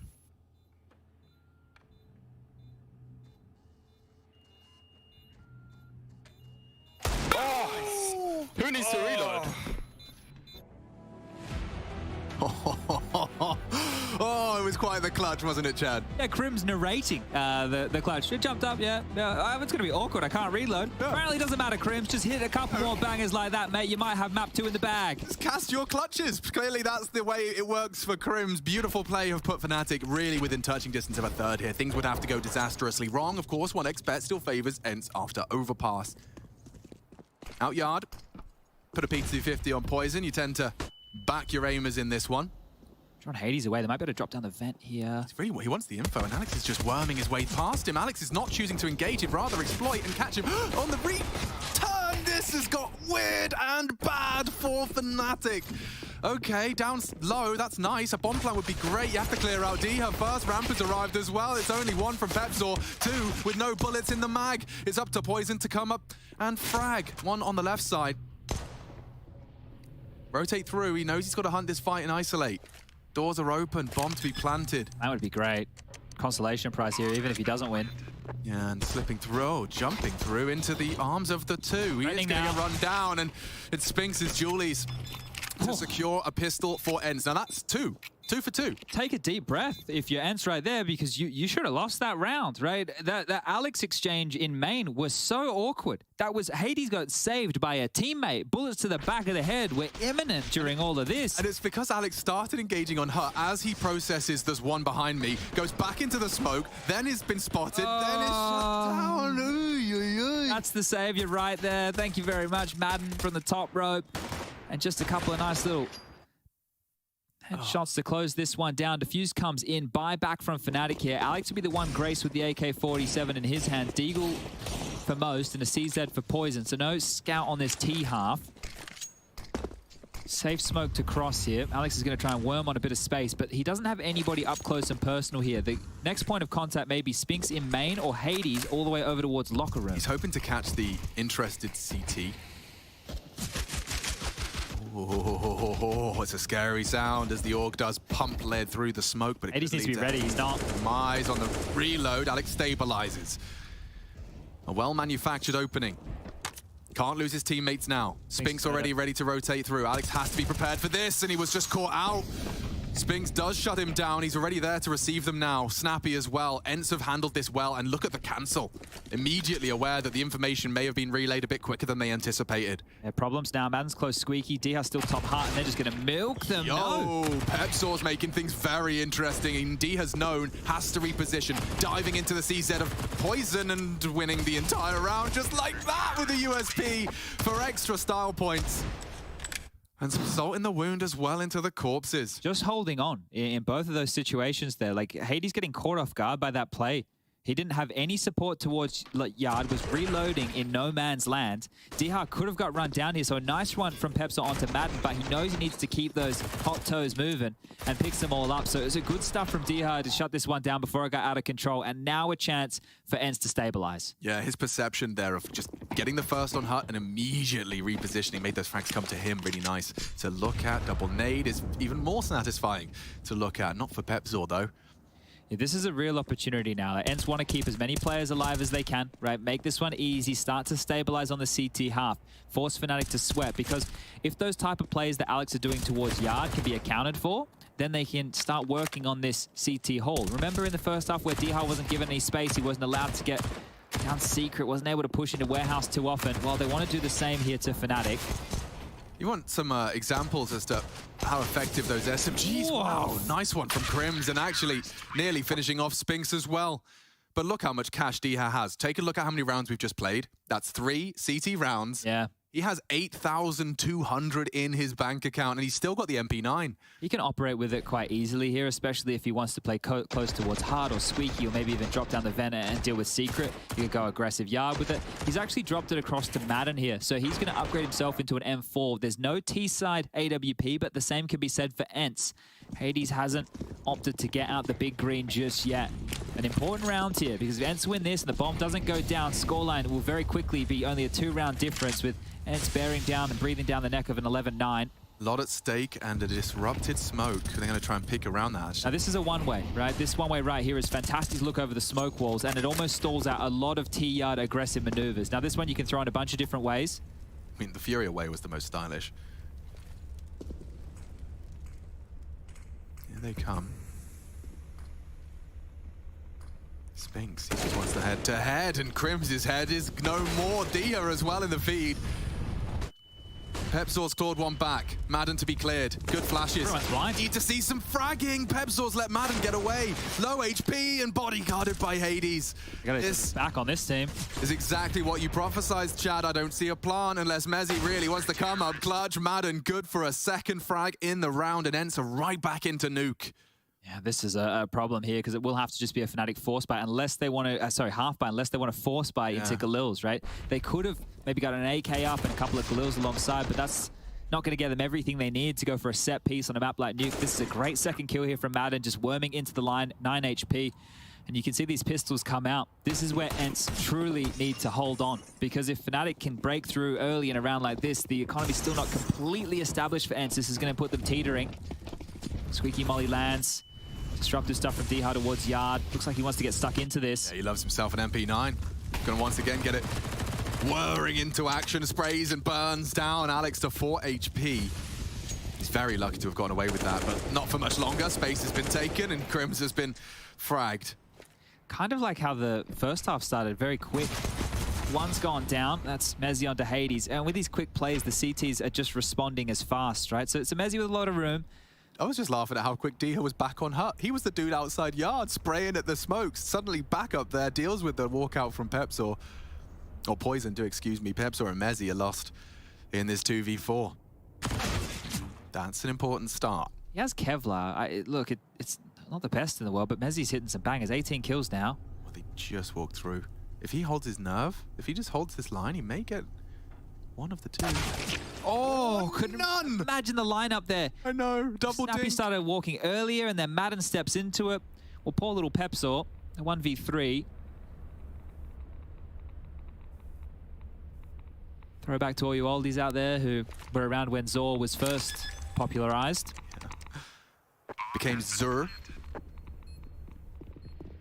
And maybe one for Pepsor, looking to make a man out of him here tonight. Another to be cleared. Oh, an opportunity. It's going right, just a little shy. 14 HP left on Snappy. He nearly isolated. Oh, that would have been sketchy stuff right there. I think the idea with the molly was to contain him to Hut and flush him out into Spinx's line of sight, but almost going on down. They pick up the round. The bomb, good plan. So a good round, all things considered right there. Fnatic are going to get a bolstered buy off the back of this. An AWP out for Poison now. They responded to this secret play very quickly here. Dihar heard those steps, right, as he played closer towards that warehouse position, and that is a huge kill for Madden, considering how wrong this could have gone. If Pepsor did this on his lonesome, imagine what he would have done if Mezzi had another. Just desperately, frantically getting his crosshair back out. Pepsor's not happy and satisfied with lost in the idea of what it could have been. You take some pace out here if you're Fnatic. Not looking likely. Bounding past. Hades has seen one and strikes. Alex dead early. Oh, Fnatic, this camp is going to be soured so quickly. It just really feels like the first half. Yeah, suddenly. Like quick, the entry kills come in, then you're still like in a 3v5 and you just have to chill on out. And you have to account for CTs taking space that they can take at liberty. Oh, Snappy has the AWP. Bait and switch with a head peek. Yeah, Crims just has to get out of there. And how brutal is this? They're already in lobby, he says with a tut of his tongue. This one. Over and uninfusing. A minute 10 of save simulated for Poison right now. Look at the passive line Snappy's playing here. Just over towards the CT boxes. Oh, spotted and frag. So nice shot out of Poison there. Maybe some confidence can be built off the back of this, but look at him come, bounding into action. Catch, really good catch on this silo hunt. So he is just essentially locked now to red. And if he's not considered that, oh, yeah, gets an info, loses his life, and a double AWP potentially saved. I don't think they need to operate with a double AWP here, especially knowing they're going up to what is maybe a lighter buy. Now this is the question, and they're actually given a buffer of a timeout here from Fnatic, because now Saw can go, all right boys, remember they got the plan at the max loss bonus, there might be enough money for a buy. That's going to help Saw just set the record straight, because if Snappy goes, all right guys, maybe a half buy, let's get ready for some Tech 9s, and before you know it, Mezzi's dropped an AWP and Poison's opening up the account right here, could be a different conversation. But a great opener right there, and Alex contained in Yard, and Hades mobile with the AWP. Well, you like Dihar all over the shop. Hades doing exactly what you want from a primary AWPer. Now, if you're Keita at this point, right, the scoreline has quickly gotten away from your team. They went on an 11-round run. Now, on the other side of things, they are a total of 6 rounds in the hole. Yeah, and Pepsor's been called upon to drop a little bit of a competitive 2 AK buy. Yeah, this is a half buy here, right? So they're going to get the max loss bonus next round where they can definitely buy again. So this is the most threatening of the bunch. And this is one of the things with taking these type of timeouts is just to discuss, hey, what can we purchase? Because if you're the in-game leader and you're trying to do it quickly, right, it can be quite difficult to do with only the 15, 20 seconds worth of freeze time. Oh, they just go without the smokes, ahead of them even. Is that intended? They want this rotate through. Spinx makes it clear he's decon side. Alex gets across, so does the entire squad. So good ground taken, Vents occupied, Snappy's cut down Crim. 3 lower though, they've rotated heavily here. Slinking back up to apply his trade. Spotted on Heaven. This gets awkward now. That's a no-go. Oh, just gave up on ramp as Snappy returned. That's unfortunate timing there for Pepsor. Just a little bit UL. Well, back where you came, I suppose. Up secret. Right. Let's reset. Maybe Poison's going to catch an inquisitive Diha here. Quite the opposite. Instead, he sticks out. A lot, didn't he? He's got some very pointy kneecaps. No Kevlar. I mean, no head armor. So Kevlar head goes boom. Boom. The watermelon popped. Mezzi returns the favor. Ouch. That is a face full of shrapnel. 47 then for Mezzi to function. We're tied up 11-11 here, Alex. Legs 11, bro. We are right back into ENCE being a very competitive force here on Nuke. Really did look like it was the opposites. No sunshine and rainbows until that final, that 15th round where they broke into the 4th. Just taking a little bit of a look right now as how far the last 5 rounds have gone. So only one of the last 5 have Fnatic managed more than 1 kill. So they have been able to get the bomb down at least once. That was the Pepsor plant we saw. So that was with the Deagles, the lighter buy. They just need to manufacture the same chaos here with the rifles. So everybody into some AK-47s right now. Fnatic needs something to grab a round back because this is quite the streak for ENCE. Oh, they're calling a 3-man lean towards main. Aggressive from Snappy as well, so that he's going to have such immediate information. They know it's a fake already. Completely cold clear here.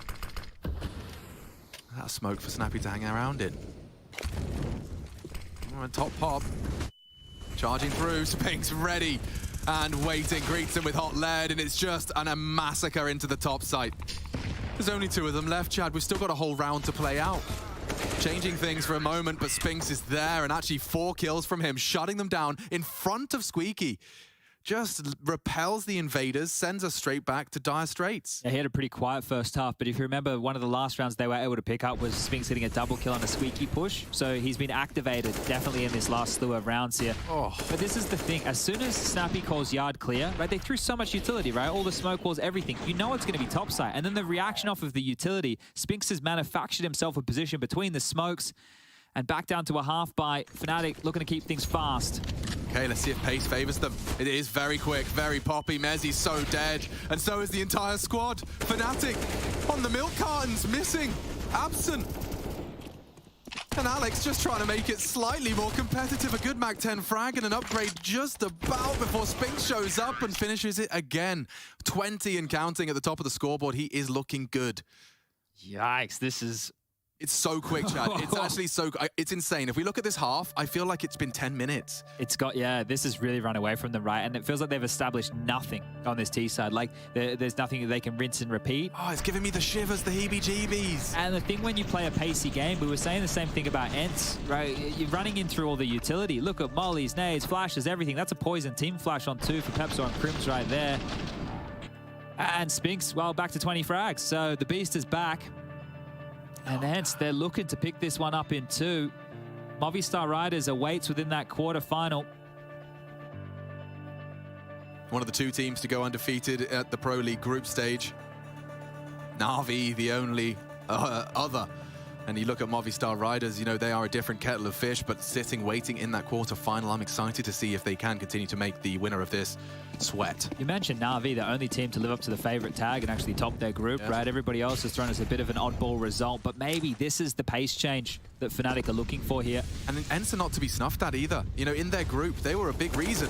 Ooh, and Spinks is a big reason why this round again falls apart for Fnatic in the opener. Look at the time on the clock as the first body drops. He just walks in and takes it. That's actually ridiculous. Like, just you bang on, just walks in hard, he just pushed. Just a tuck shot, hello. You should never get away with a hut push like that. Wild scenes now. Oh, heard the flames. You, Alex. Nearly booked through. Unconfirmed damage. Connected, and now Pepsor at least can park the bus here. Hades is ready for this. Look at where he is trained. Exactly ready for this type of a maneuver. They know what's coming next.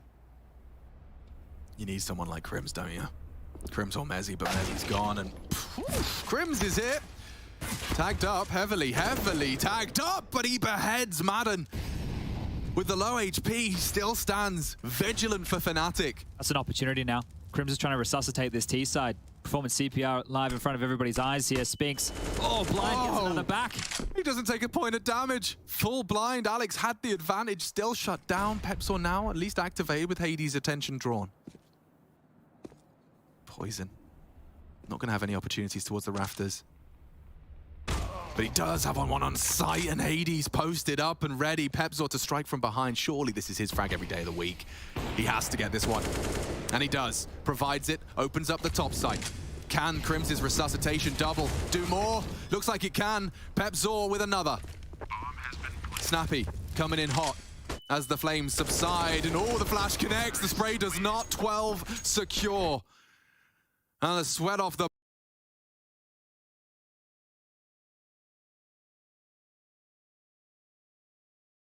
brow with the two of them getting it all done. Pepsor 3, Crim's the second with a pair.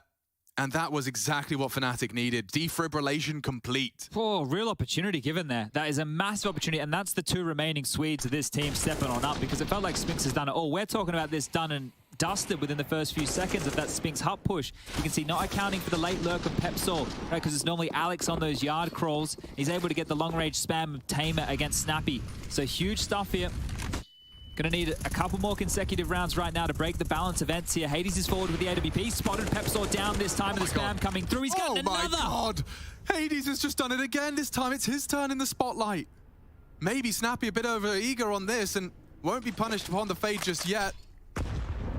Instead just tickles him with the nade, but again, Fnatic just have to face immediate number discrepancies, and Hades is feeling himself. You can't get away with this. He didn't get spotted either. He can just keep on walking behind.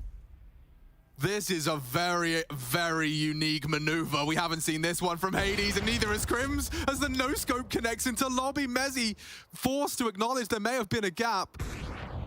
He's cleared lobby with the scope, dude, and he's going on for the ace. He knows where Mezzi is. He does. Go on. Hunt him down. Get the extra points on the board. He wants to make this hurt as the AWP is on hot pursuit. Mezzi, the unknown victim. And he's coming in for the finish. Thank you, thief. Stole it away right there. Hades read that every step of the way. Dear. What a round. Yo, the second alone. I mean, he's caught out on that. You see Alex, he's engaging first. Rifle v AWP. He's just got the reflexes to overcome. Look at this one. The first, great. Alex starts to engage and bang. Never mind the third. Yeah, this is what I'm saying. Using that smoke to just hide a little. The third is when things get a bit kooky. You know, Crim's returning to the yard area. Completely unprepared for that. That's crazy. Ends 14. Do or die right now. They've invested. CZ for Alex. Wow. Galil's AK's very light util here. They have to operate with bullets alone here, Fnatic. Madden. He could finish it all here with a well-placed nade and spray, and it's actually Spinks that's once again come out to play. It's too easy. It's way too easy. Fnatic come into this playoffs and get sent packing by ENCE. The team that did the same to some of the big names in their group. The likes of Vitality not present. ENCE 2-0'd them. And there's another 2-0 looming here, Chad. 15-12. Fnatic cut short after a dominant half. It could have been an extra round. That 15th with the double AWP. But it doesn't matter now. Let's put it this way. There was 11 consecutive rounds for Fnatic in the first half. The score read 11-3. The score now reads 15-12. They've only won one round in this last slew from ENCE. They have put up this CT wall, and the individuals on display right now, Spinks, Madden, and Diha, all with over 20 kills. Hades showing us some style, and Snappy, he's just along for the ride. The in-game leader, this is an in-game leader's dream. 11 kills, and his boys have brought them well and truly back into this. I mean, I knew there'd be a void in Fnatic. You know, they've got Crim's back, but they're still juggling for that fifth. No brawler, and it's a big and heavy blow, but man, T side, yeah, completely and totally silenced by ENCE. And it's the individuals. I mean, how many openings can Spinks get? He just happily taking these duels and just winning them by virtue of the better fragger. Can't happen again. Look what happens to Fnatic now, just on their default. They're concerned for lobby pushes. 5 seconds into the round. Last time I was taken, Chad. This is it. It's do or die. Can Fnatic find their voice on T side? Finally have taken some pace out of it. They're not getting in an early exchange. They're not rushing the piece here, but their issues are weaponry, not utility. Limping out more to deal with Alex's aggressive position. The smoke wall can be lined on up. They have 4 remaining here on this T side for round number 28. This is a mandatory round, or that 2-0 you prophesized is almost done and dusted. Just 5 more kills. Smokes are being lined up. Deployed, and Diha and Madden to crossfire behind this. He's going to go through. He's going to go through. Looks like it, doesn't it? Madden's not in a position to do so. Oh my god, but Diha can just spray down 2! Straight through the wall of smokes! That's unheard of! He just has a premonition, and the entire Fnatic squad has been cut down to just 3. You said 5 frags, well, yeah, 3 more. 3 more, and Spink's just called lobby clear. They can go wherever they desire, unless Mezzi from the T roof didn't catch that intro. Oh well, it's done. Just like that. 5 frags, 5 clicks, ENCE. What a recovery into that second half. And Fnatic, a lot to think about, a lot to talk about, and I'm sure the same could be said for the desk. My goodness. They're looking hot to trot. ENCE proceed, and we'll meet Movistar Riders.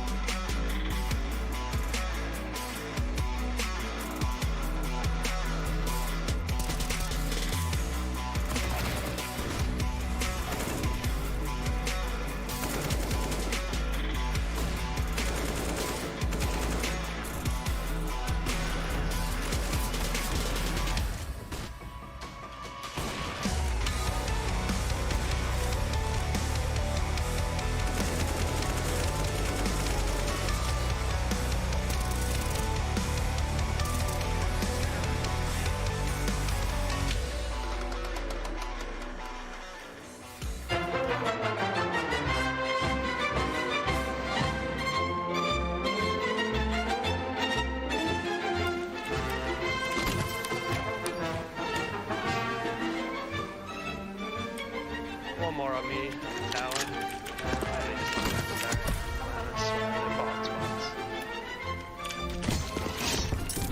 Beautiful.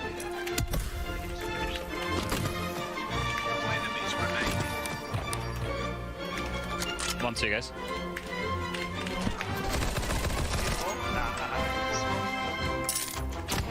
Yeah, at radio, I think you can probably find a fight, bro.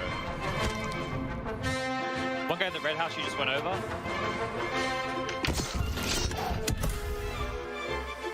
Yeah, up at motel. Okay. I'm gonna try this. I don't Anywhere think exactly, like in the ground.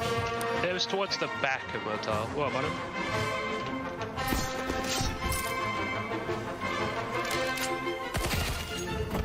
Oh. I'm backing up. I have no buffs to back.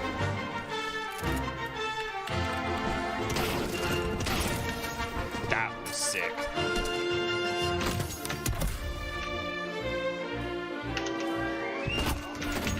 Behind you. Got it. So? I'm going for him. 2.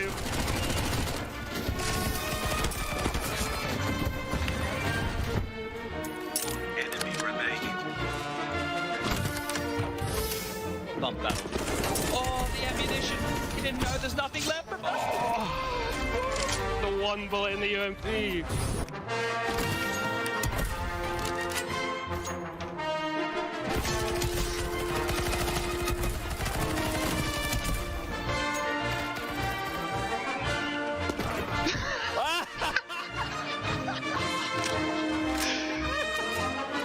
I don't know if that's worth it or not.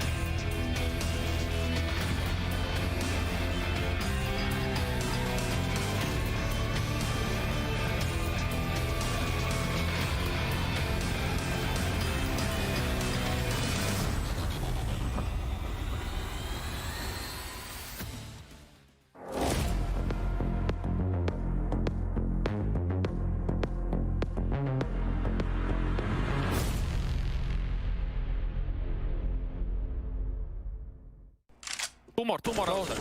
I have half for me garage. Yeah. Secret. Two guys secret. Pushing forest. Let's leave them. I'm pushing door. Going under. Rainbow. Watch out hut one, Lord. Yeah, ramp for me. Oh, breaking windows. Let's go down more than one. Lobby dead. One dead double. One windows. Nice!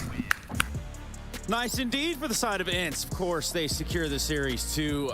Fnatic put up a good fight here, but ultimately that is the end of their run for ESL Pro League's 15th season. They're going to be going out in that round 1 of the playoffs. Now ENCE go on to the Movie Star Riders, etc., etc. Back to you in the studio. You know what this game was, Trace? What's that? This game was a story of two halves. Ah. Really, like, because in the first half, it felt like Fnatic was in full control. Yeah.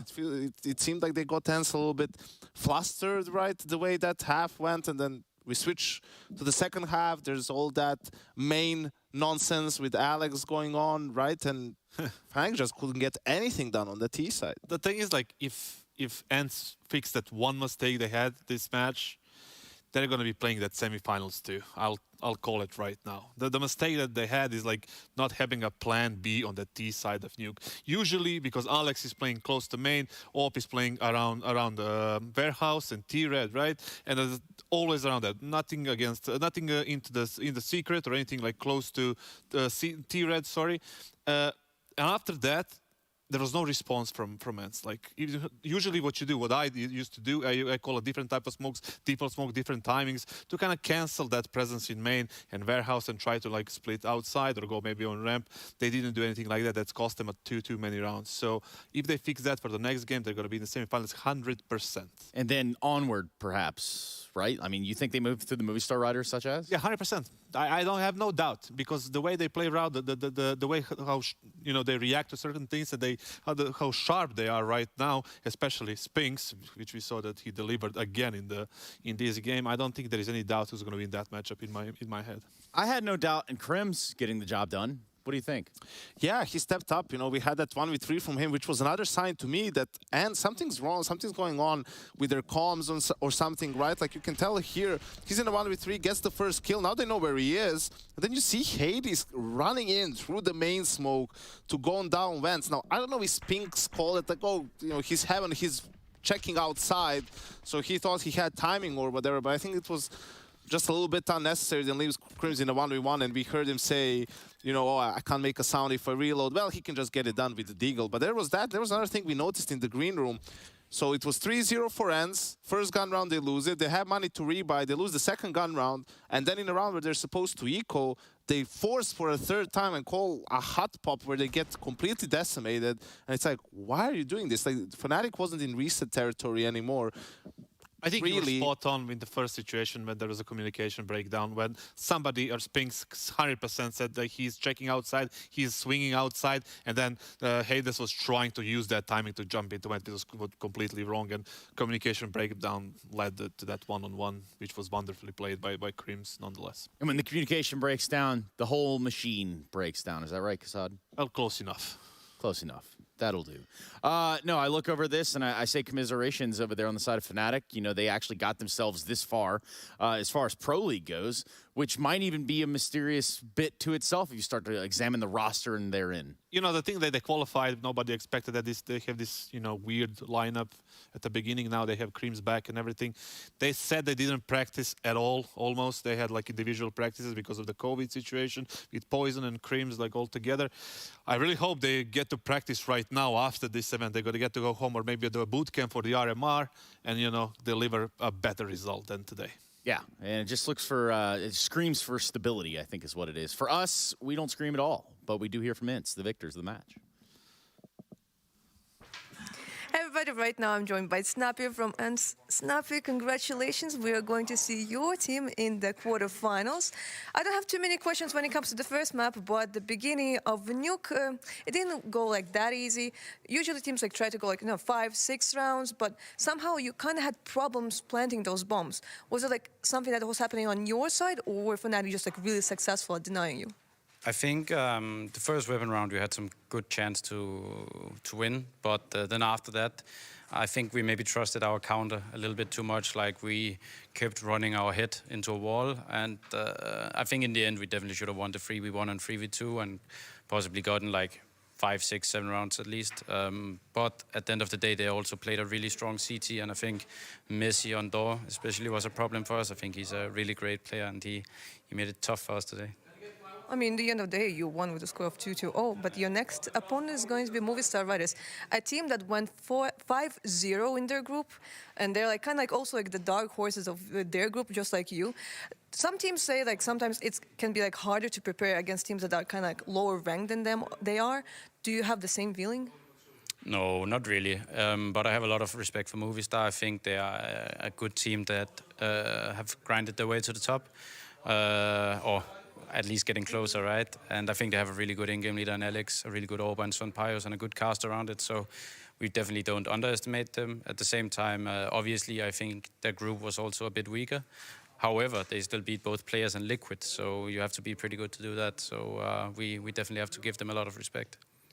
I'm sure you're going to give them a lot of respect, and you also have like quite a lot of time to prepare because now you have like the day off like today and tomorrow. And talking about the time off, probably I'm going to speak like for some of the people in your team. I know you have like some anime lovers on your team, so I wonder if you will let them watch the final episode of Attack on Titan today on the screen, big screen. Is there? I don't know anything. Is there a new episode? Yes. Today? I mean, it was released like yesterday. Well, then I think they already watched it, to be honest. I think there's no way they didn't watch it then. Okay, we'll figure it out. They are anime lovers. Okay, then we'll figure it out. Thank you very much. Thank you. Yeah, they definitely probably watched it and also have their anime profile pictures set up. Christ. What's wrong, man? What's going on? I'd rather watch Attack on the people who watch Attack on Titan. What? Wait. What's that even mean? You wanna... I don't like anime. That's okay, it. man, but it doesn't mean you have to hate on people who do. Live and let live. You hear about that? And shout out Paul McCartney for that Live and Let Die single. That thing was balling too. Hey, speaking of the Rolling Stones, man. Yeah. Rock on. What do you want to talk about, Yanko? I see you got something cooked up. No, well, you know, we did say it was a story of two halves. Yes. Well, in the second half, Hades did go absolutely berserk in round number 26. Trace, you can see the score is 13-12. He goes for an aggressive play outside. He gets 2 kills, and then he decides to push straight away behind the Fnatic players. This is complete madness. I can't imagine how Crims felt. I'd like to see, you know, a still of his face after he gets killed by Hades there, but yeah, that was just that was absolute filth. On 13-12, you make a play like that, you know, it's a very confident move. That shows that, you know, they had a great half. He felt the timing, and I wonder if he would do the same thing. It was 12-14, and the half was like, you know, 6-5, something like that, 7-6, and then he's struggling for that like important round. Would he do the same thing? That's you know, that's something that I would wonder if I was you know, the coach of the opposing team. Yeah, reasonable at that. Unreasonable is the attack on the people of the Attack on Titan. Whatever happened there is going to make a lot more sense, I guess, at some point in time. We can take a look at the brackets real quick to catch up to speed. We do have another matchup coming your way here in the first round. Spicy one, Trace. It does have a little bit of spice on it, maybe a little bit of Cajun seasoning right over the top. You don't need that extra stuff you brought with yourself from home, you know? It's just right the way it is. It's spiced up enough. Yeah, I think you got a point there. Also, want to invite you to stick around for what we've got going on into the break here, which is the, what is that, the Katowice after movie. Is it from 2022? Oh, that one's great. If you haven't seen it, you should stick around and watch it right here. Maybe put that on the big screen instead of stupid animes. Am I right, Kassad? Yes. Yes. Let's go. Okay, well, let's go. That's right. Throw us the break, Kassad. Let's go to a break. Woo!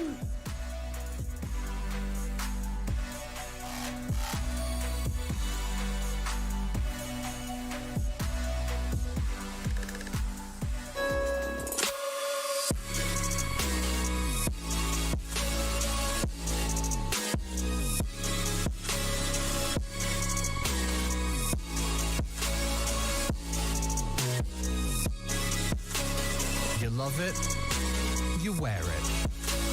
What's your style? Get your merch at shop.esl.